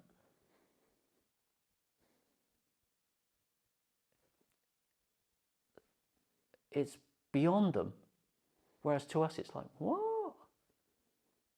And that's what I'm trying to explain, is this kind of mindset, getting inside their mind and going, well, actually, are they not right? Maybe we've got it wrong and they've got it right. But I just think it comes back to their core. Their core is very respectful, very honourable. You don't shout, you don't swear, you don't run, you're not on your mobile phone, you don't push into other people's personal space. That builds for a great community, because everybody respects everybody. In this country, maybe we're losing that. Maybe we're losing that. It's a discipline. So discipline can be, don't do that, I'm going to smack you, naughty boy. Or discipline can be taught, you shouldn't do that, you won't do that, I'm not going to do that, it's disrespectful to put graffiti all across this wall. You won't see graffiti in Japan. Yes, it's a crime in Japan, you can go to prison for it, but they wouldn't do it anyway. Over here, even if it was a crime, they'd still do it. If it's a crime to carry a knife, yeah, well, I'm still going to carry a knife. But over there, they wouldn't. That's it. Some people say, oh, they're sheep, they all follow behind. But no, it's a core discipline. It's like a grace, isn't it? Which they then take to the carpentry and all their other crafts. And that's taught from a very early age, when they're at school.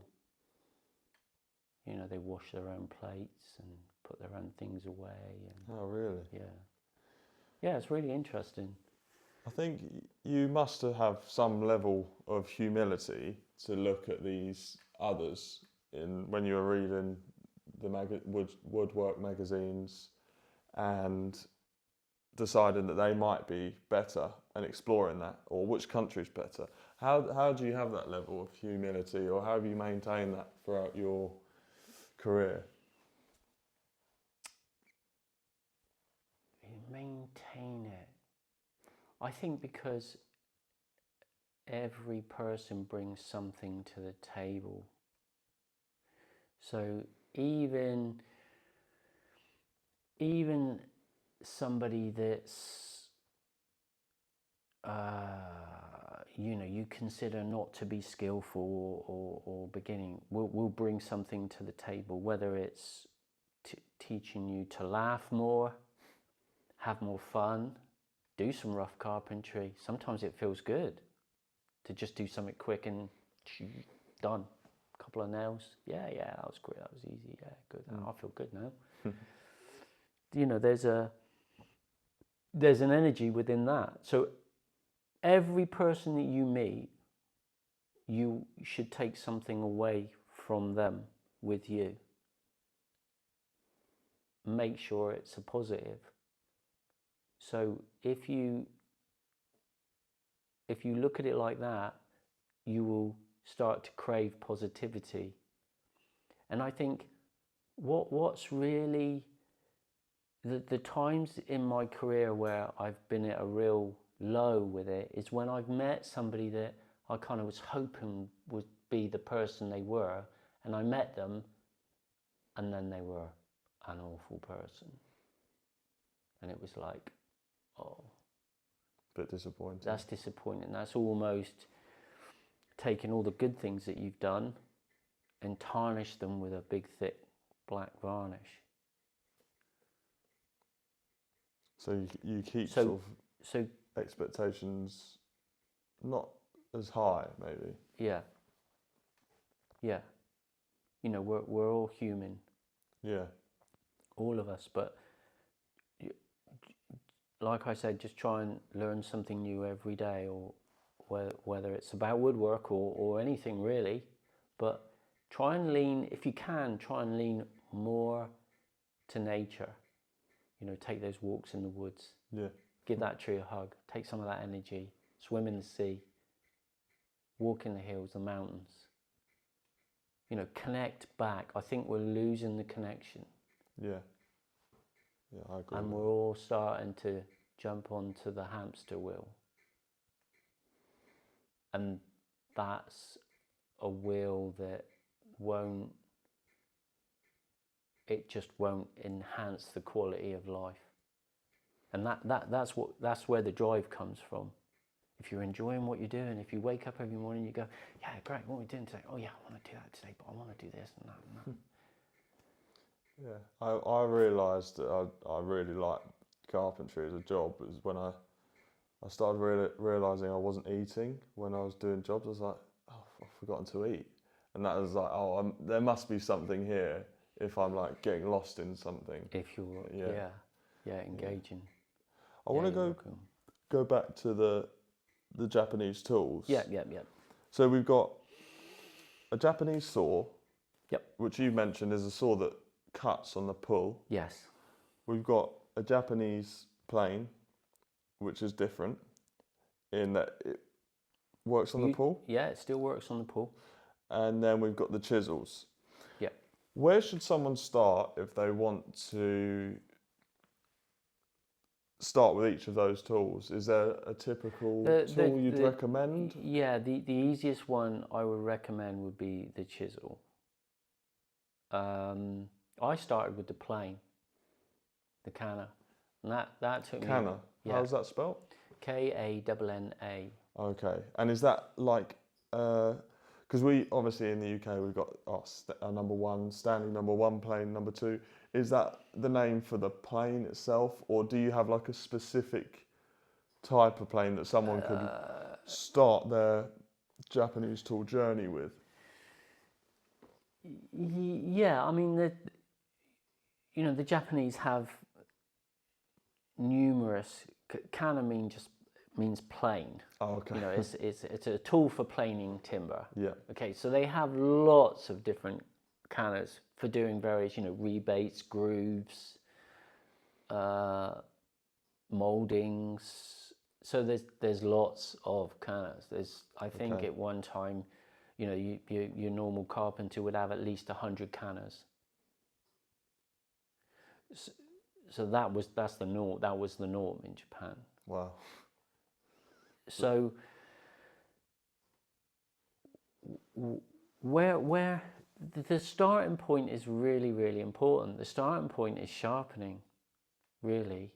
I would, the easiest tool is, like I said, is the chisel, Nomi. So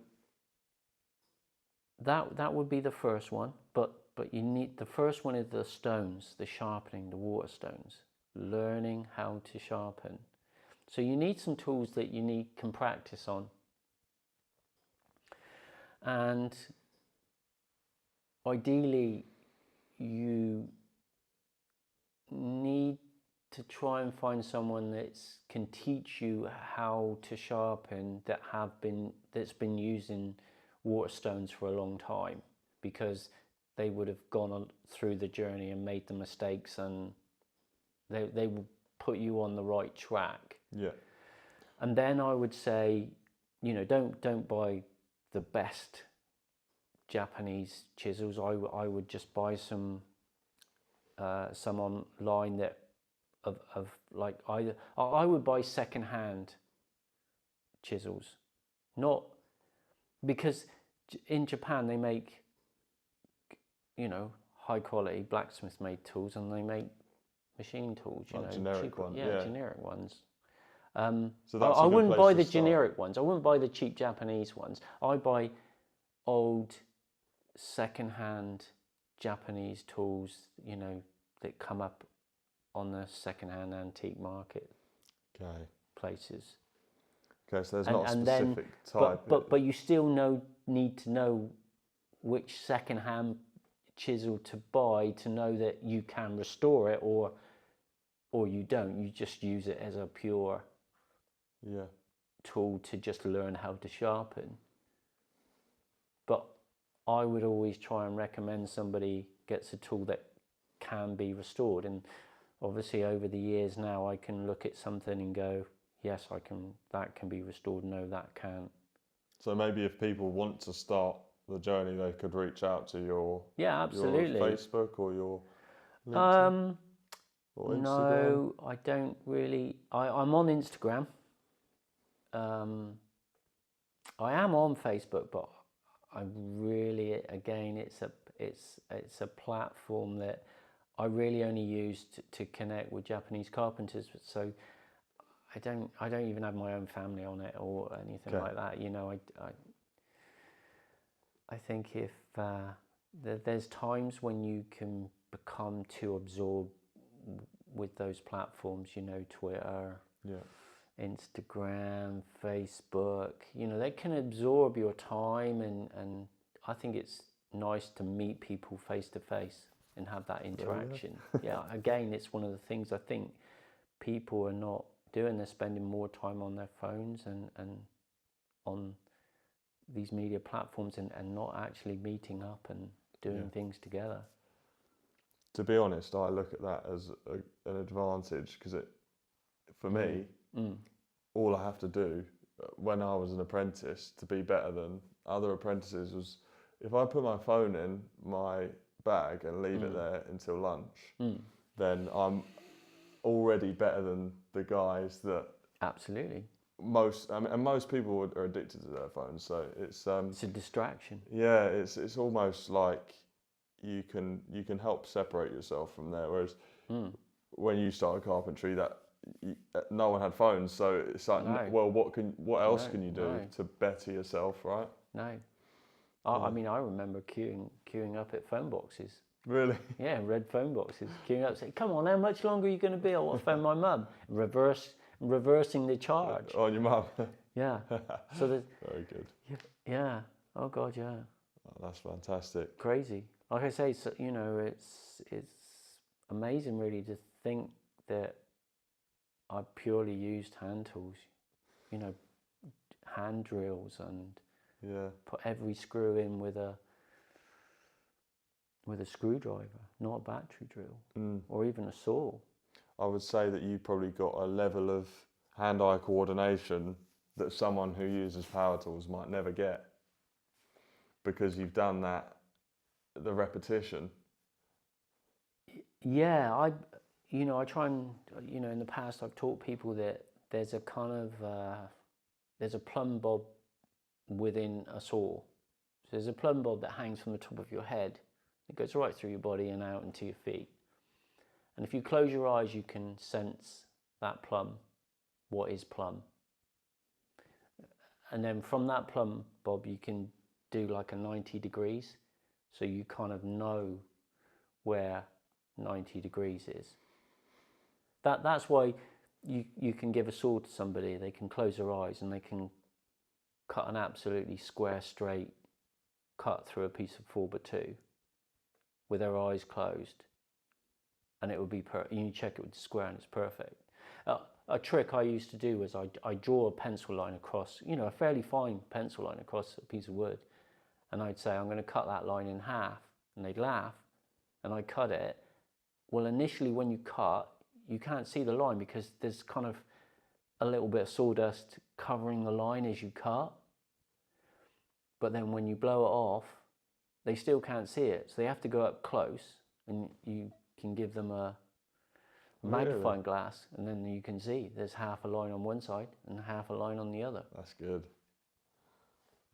That's very good. They're kind of little party tricks to kind of show people that, there is an inner sense of level, square inside everyone. You seem like you're a spiritual person. Yeah, I think that the best carpenters I've met and cabinet makers, and they're all a little bit spiritual. Yeah, you have to have a kind of an inner connection. Yeah. How does that help you? I think it helps when you do woodwork. If you've got too many things going on at home or too many distractions, you can't kind of focus and engage on what you're doing. You'll make a mistake if you let external things come into your thoughts. Yeah. So you need to learn how to, first of all, wipe the slate clean. So I don't know if you've done any meditation, but that's what you do. You stay wide awake, you close your eyes, and then you think of nothing but you're conscious. Okay, so you empty your mind. Really, really hard to do. How do you think of hard, you're conscious? because you're not going to fall asleep. That's not what you're trying to do. You're trying to be wide awake, but think of nothing. Really hard to do. That's the goal. Think of nothing. I don't know how you think of nothing. Exactly. Yeah. Oh, that's good. You have to practice it. It's a practice. It's a muscle, is it? Yeah, it's something that will come to you. You concentrate on your breathing. There's lots of things you can do. That's something. And then that gives you that inner calm. You then can calm yourself at various points, or you can cut distractions out so you can focus. So hopefully you won't make mistakes. Because maybe I could benefit from that, because I think something I struggle with is I ruminate on a mistake. If I make a mistake, it will last. It'll be inside of me for longer than I'd like. Oh, yes, I tell people it's a curse to be a perfectionist. I'm a perfectionist, and it's a curse. It's a curse it's a cross you have to bear. It's horrible. Yeah, it's horrible. There's times when I just like, why me?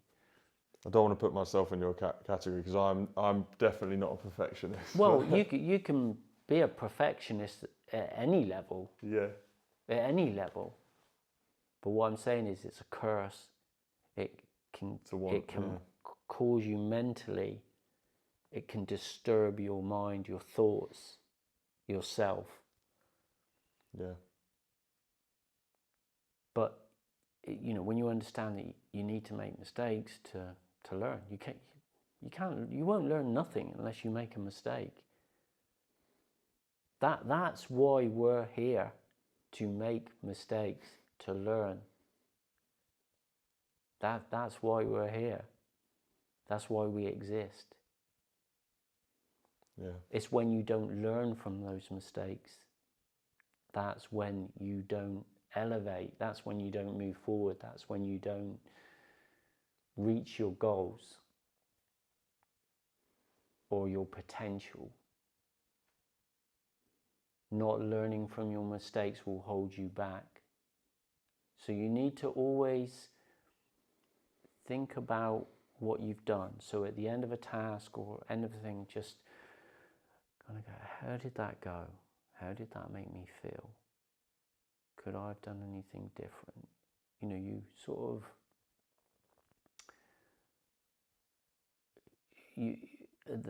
that way you will learn. You go, oh, I wish I'd have done it. If I'd have cut this way and not that way and did this cut first, that would have been easier. Rather than, oh, God, get another piece, just cut another piece. Do you see what I mean? Yeah. Your mind, the calmness of your mind is, or the busy, you're keeping your mind busy, so you're not learning. Yeah. Does that make sense? It does, and Hopefully. I think it's probably... Hopefully everyone will understand. I think it's probably quite liberating if you can sort of think of it from objective standpoint of like, how can I get better, rather than, oh, I shouldn't have done that. It's like you say, you're focusing on now how I can improve, rather than ruminating in the past. But that's just a personal thing for me. What do you think one of your biggest challenges has been in your career? Customers. Really? Yeah, dealing with the public, I think. Again, because you have to explain to them why. So you have to educate them. Why are you going to do it like this? Why don't you do it like that? I want it like this. Well, you can't have it like that because we can't build it like that, because the timber won't let us build it like that. Well, why won't it? I want this. And the wealthier they tend to be, the more I want this. Yeah. I don't care what you have to do or how you do it, that's what I want. They're the hardest customers. So the more humble a customer is, the more they bow down to your craft, because they know you know your craft.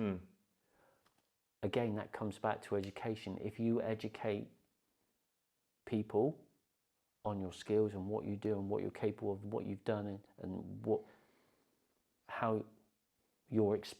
experience you have, that then gives them the confidence to go, you design it, you draw it, you tell me when you want the next paycheck. That's what you want. That's what the craft wants. That's what you need. What you don't need is people that don't understand what's involved in your craft, that's quite happy to cut a forest down. So They don't have to walk in the mud or Yeah. I think we're quite lucky in the social media age that people can make something, put it on YouTube and make money from the ads revenue rather than having to do work for a customer. I think this is the shift. Now you're talking about a shift. So can I make enough money making furniture, or do I need to supplement it? Oh God, I can't make enough money out of making furniture and selling it. I can't compete.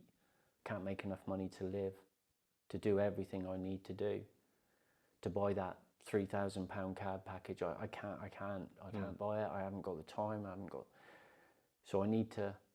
So what I'm going to do is I'm going to start up a YouTube channel, and I'm going to video record the job and in the hope that enough people like what I'm doing and are interested in what I'm doing, and other craftsmen want to learn what I'm doing and everything, and hopefully hit that £1 million viewer tag and give them a form of income that will then start to elevate them financially. Yeah, it definitely happens. I think the craft are starting to rely on it more and more. Yeah, definitely. Yeah, Okay, I think we're probably getting closer to a few hours now. I'm not sure what the time is. Okay. Hopefully we can speak again, and I'd love for people to see some of your Maltesers. Yeah, some of the Maltesers. Some of the bags of tricks that you've got, obviously not all of them. Yeah, today's really just been, a kind of introduction meeting session really, and hopefully maybe in the future we can get some tools out and we can talk about the do's, the don'ts. Yeah. One thing that really upset me and with the Japanese tools was myself and Michael Huntley, who was the editor for Furniture and Cabinet magazine at one time, we started a group up called the Japanese Tool Group, and every month we had a class at myself and my business partner's workshop to teach people about Japanese tools, because what I was seeing is people were buying Japanese tools and within 2 minutes absolutely destroying them. And out of respect for the Japanese blacksmith that made that tool, I decided that we would do this and people could come free. I think we charged something like £5, which covered the tea and coffee and cakes. And they could spend all day with us. They could ask us questions. We could show them things and teach them and make things. They were lucky people. The response we got was so poor. No. Because in the UK, people, the way the UK people think is they're wired what they don't know they're scared of. Yeah. So they will always go back to the hand plane that's easy to use. But I was just so upset about all these lovely, amazing Japanese tools being ruined by people that just didn't know how to look after them or condition them or sharpen them. So that's why we started the group. But unfortunately, the group folded just because people weren't coming. There wasn't enough interest. And it's shocking, because if I'd done it in Europe, it would have been huge.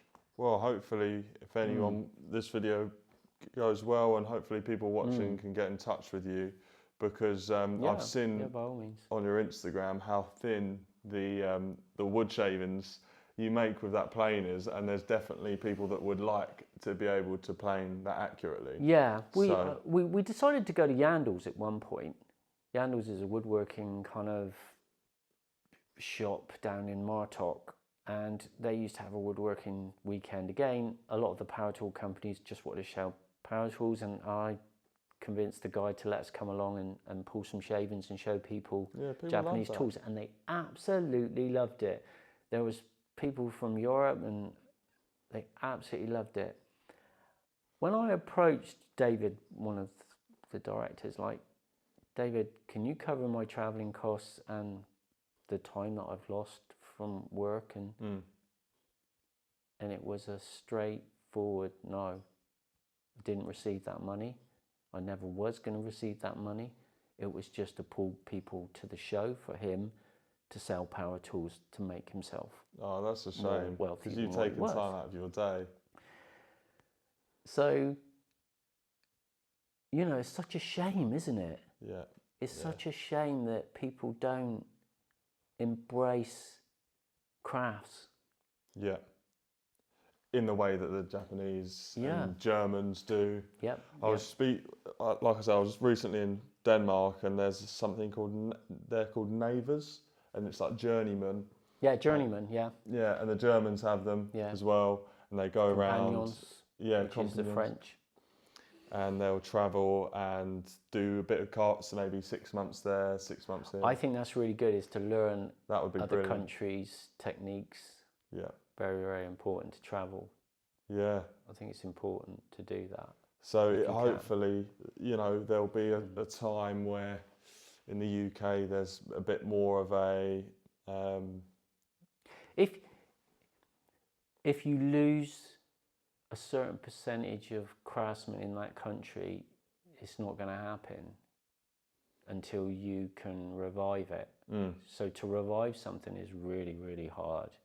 You start off with a little acorn and no momentum. You need to turn into an oak tree, and that takes a long, long time. So what you want to do is, before you get to that point, stop it, realise what's happening, and turn it around. Because if you don't use it, you don't understand it. If you don't understand it, it's not going to be there. Yeah. You're going to lose it. I've heard King Charles is big on timber framing and the craft, so hopefully he's going to help us with that. What you want is the government to be keen on the crafts. Yeah. That's what you want. You want funding, you want Lawmakers. help, and you need... The craftsmen know what we need. We know what we need. But control has been taken away from us by the government.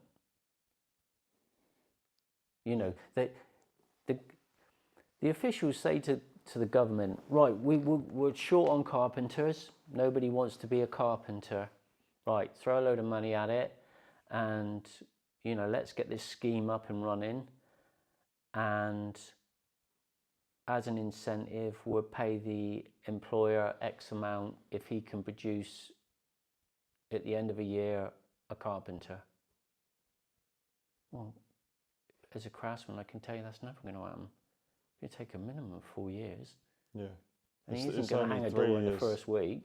The apprenticeship in the UK now is 2 years for a level 2 and 3 years for a level 3. So somehow they've shaved a year off since you were doing it. NVQ stands for not very qualified.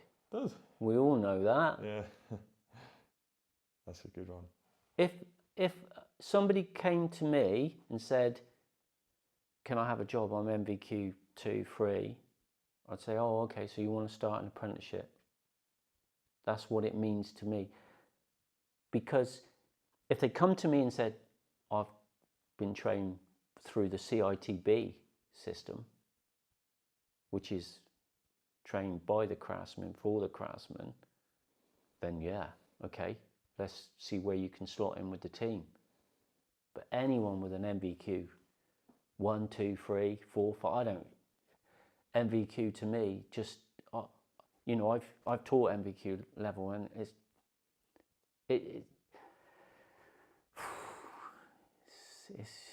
not enough. It's maybe beginner level. Yeah. Doesn't mean anything. Doesn't, you know, what means something is, you know, cut a straight line, show me. Hang that door, show me. That's what means something. And it's the thing is, it's okay to get it wrong. It's okay to fail. The government don't want anyone to fail. You're not allowed to put a cross. No, he didn't do it. He didn't meet that grade. Yeah. No, they want a tick. They want a pass. That's how you get your money from the government. That's how we get our carpenters, you get your money, everybody's happy. No, Send them off doesn't into the work. industry. It doesn't work like that. Yeah. Then there needs to be a change in the system. There needs to be a shift in the power. It needs to be given back to the craftsmen. Say, okay, guys, here you go. Here's some money. Organise yourselves. Sort yourselves out. Work out your own program. Yeah. That's what happened in the timber framing industry. They brought an MVQ level into that, because before there was no training system. It was the Carpenter's Fellowship that decided that we should produce some sort of training system to be a qualified timber framer, you know, an MVQ 1, 2, 3. And we ran that system, and it's a good system because you had people coming out to us saying, well, you know, canny Scott, show me your work. You know, you had to, I encouraged all my apprentices right from day one to keep a portfolio, like a scrapbook. Everything you do, if we do this job, that job, take notes, draw little diagrams, take pictures, and you will see your progress. And that, when you go for an interview, that is worth more than gold. If we had one person of all the people we've employed that came into the office and went, here's my portfolio, and put that down and just let me, oh, you did that course, oh, you did a wood turning course, oh, okay, oh, what, and you worked on, yeah, and there's a picture of you doing the job, there's your tools. Yeah, holding the saw. And, oh, wow, great, yeah, okay. Rather than, well, I've been to university and I studied sculpture. Or, well, I'm at university level. What, in carpentry? No. Oh, then, well, okay, well, tell me something about you. Yeah. What have you done? Where's your life? Show me what you've been doing. Oh yeah, well, I made this in my garden shed, and you know, what do you think of it? And that's in there.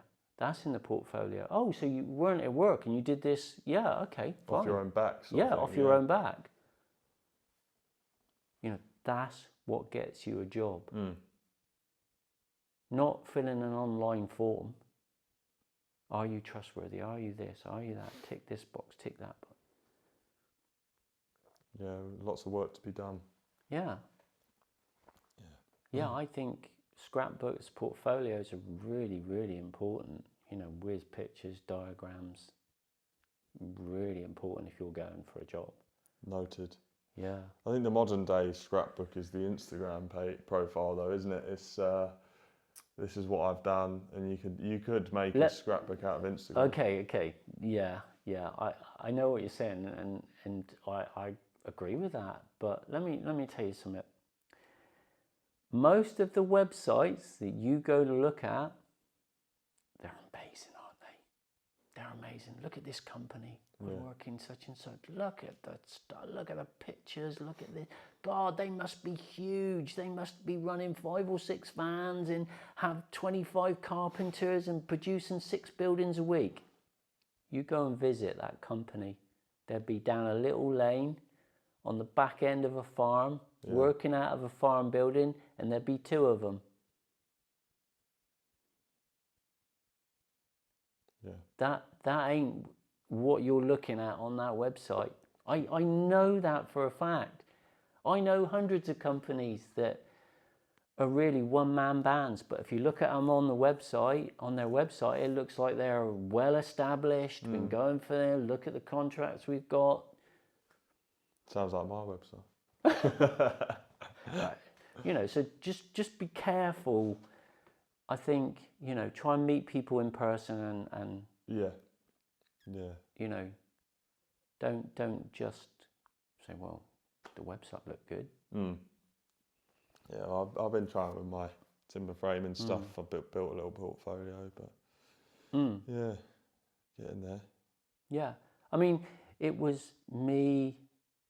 There was me, Phil Bonney, John Whittenbottom, various other people that started the Carpenters Fellowship. Oh, really? I didn't know that. Yeah. You There was a gonna go group of to- about 10 of us. You Peter gonna go to McCurdy Frame? was one. Yeah, I know. I've heard that name. You know, that's how the Carpenters Fellowship started. It wasn't until bigger companies came into it and consumed it, Yeah.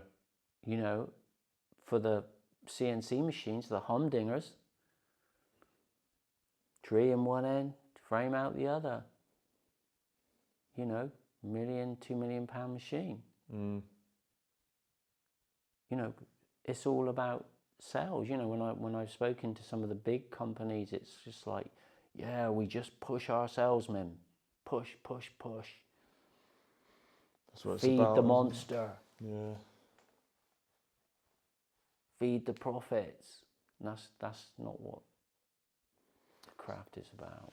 It's going to result in us losing the sort of. I the think timber experience. framing. I think I came out of timber framing at the right time, because at that point, you know, it was everybody was on the bandwagon, and all the fencing companies decided, oh, we'll do a carport, we'll do a little free bay carport, we'll do a porch.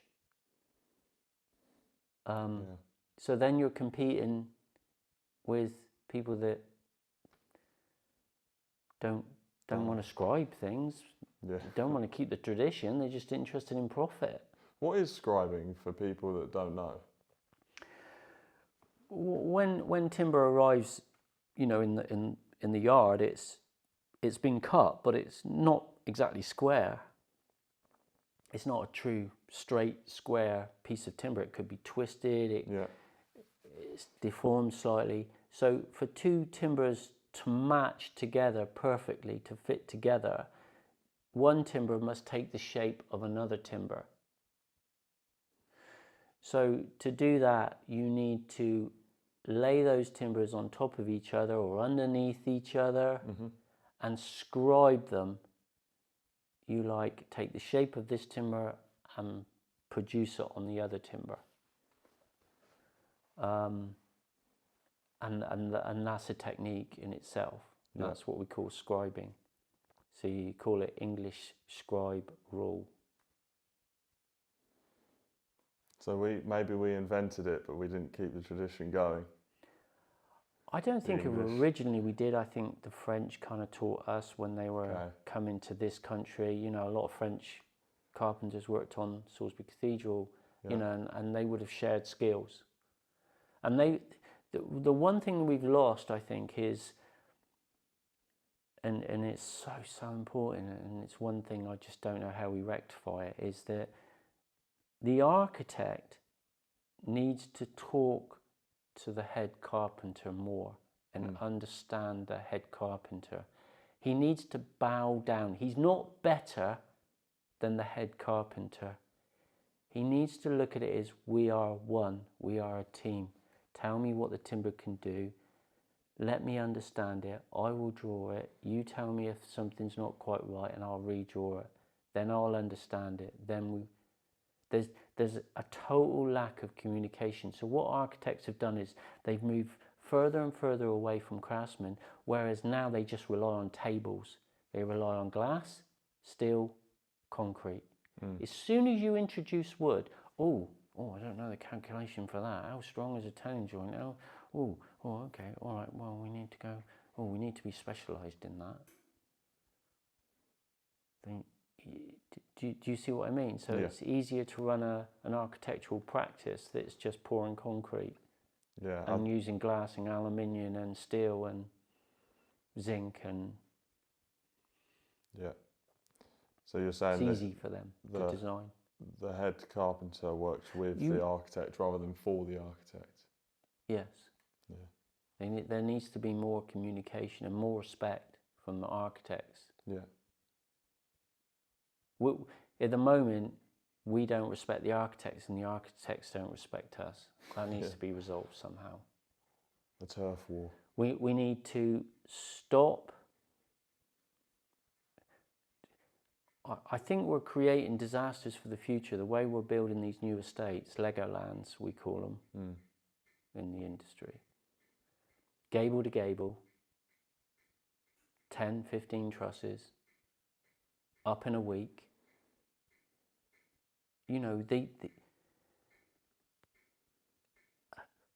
you can't park 2 cars side by side on the road. Whoever's making these, this is how wide a road should be. This is how big your parking space should be. Because the big developers, you know, they want to get as many houses on that plot as possible. Yeah, for the profits. For the profits.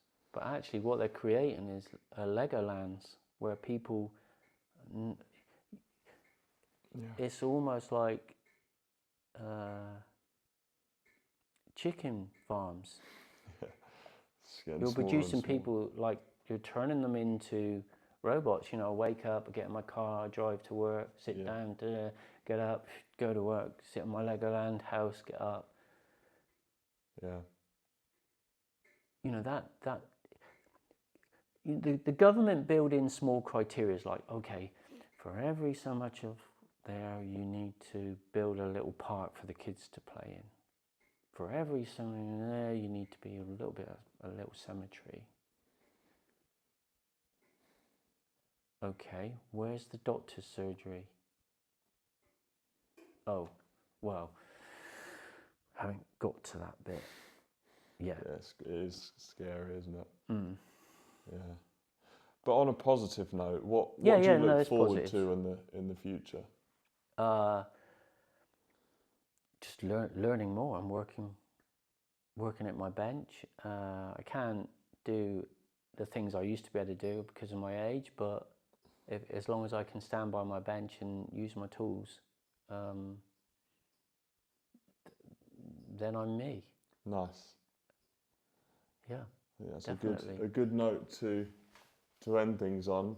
How can people find you if they want to get in touch?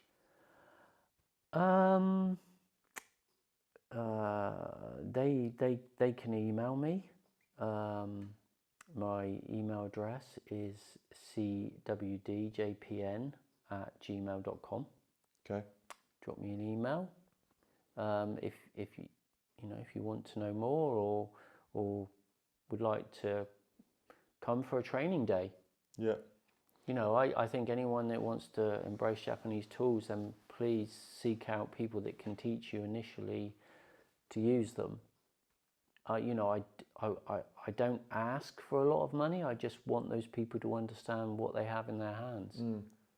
Perhaps I'll come back for a lesson then. Yeah, I think that would make a really interesting. Good. Really interesting video. Yeah, sounds good. I'll put Andy's Instagram here so you can follow, and you can also reach out via that. But yeah, thanks so much. I really appreciate your time. Thanks, Lloyd. And hopefully we'll do this again. Yeah, we'll do. Thank you. Sounds good. Cheers. Right. Let's hope. Yes, we're still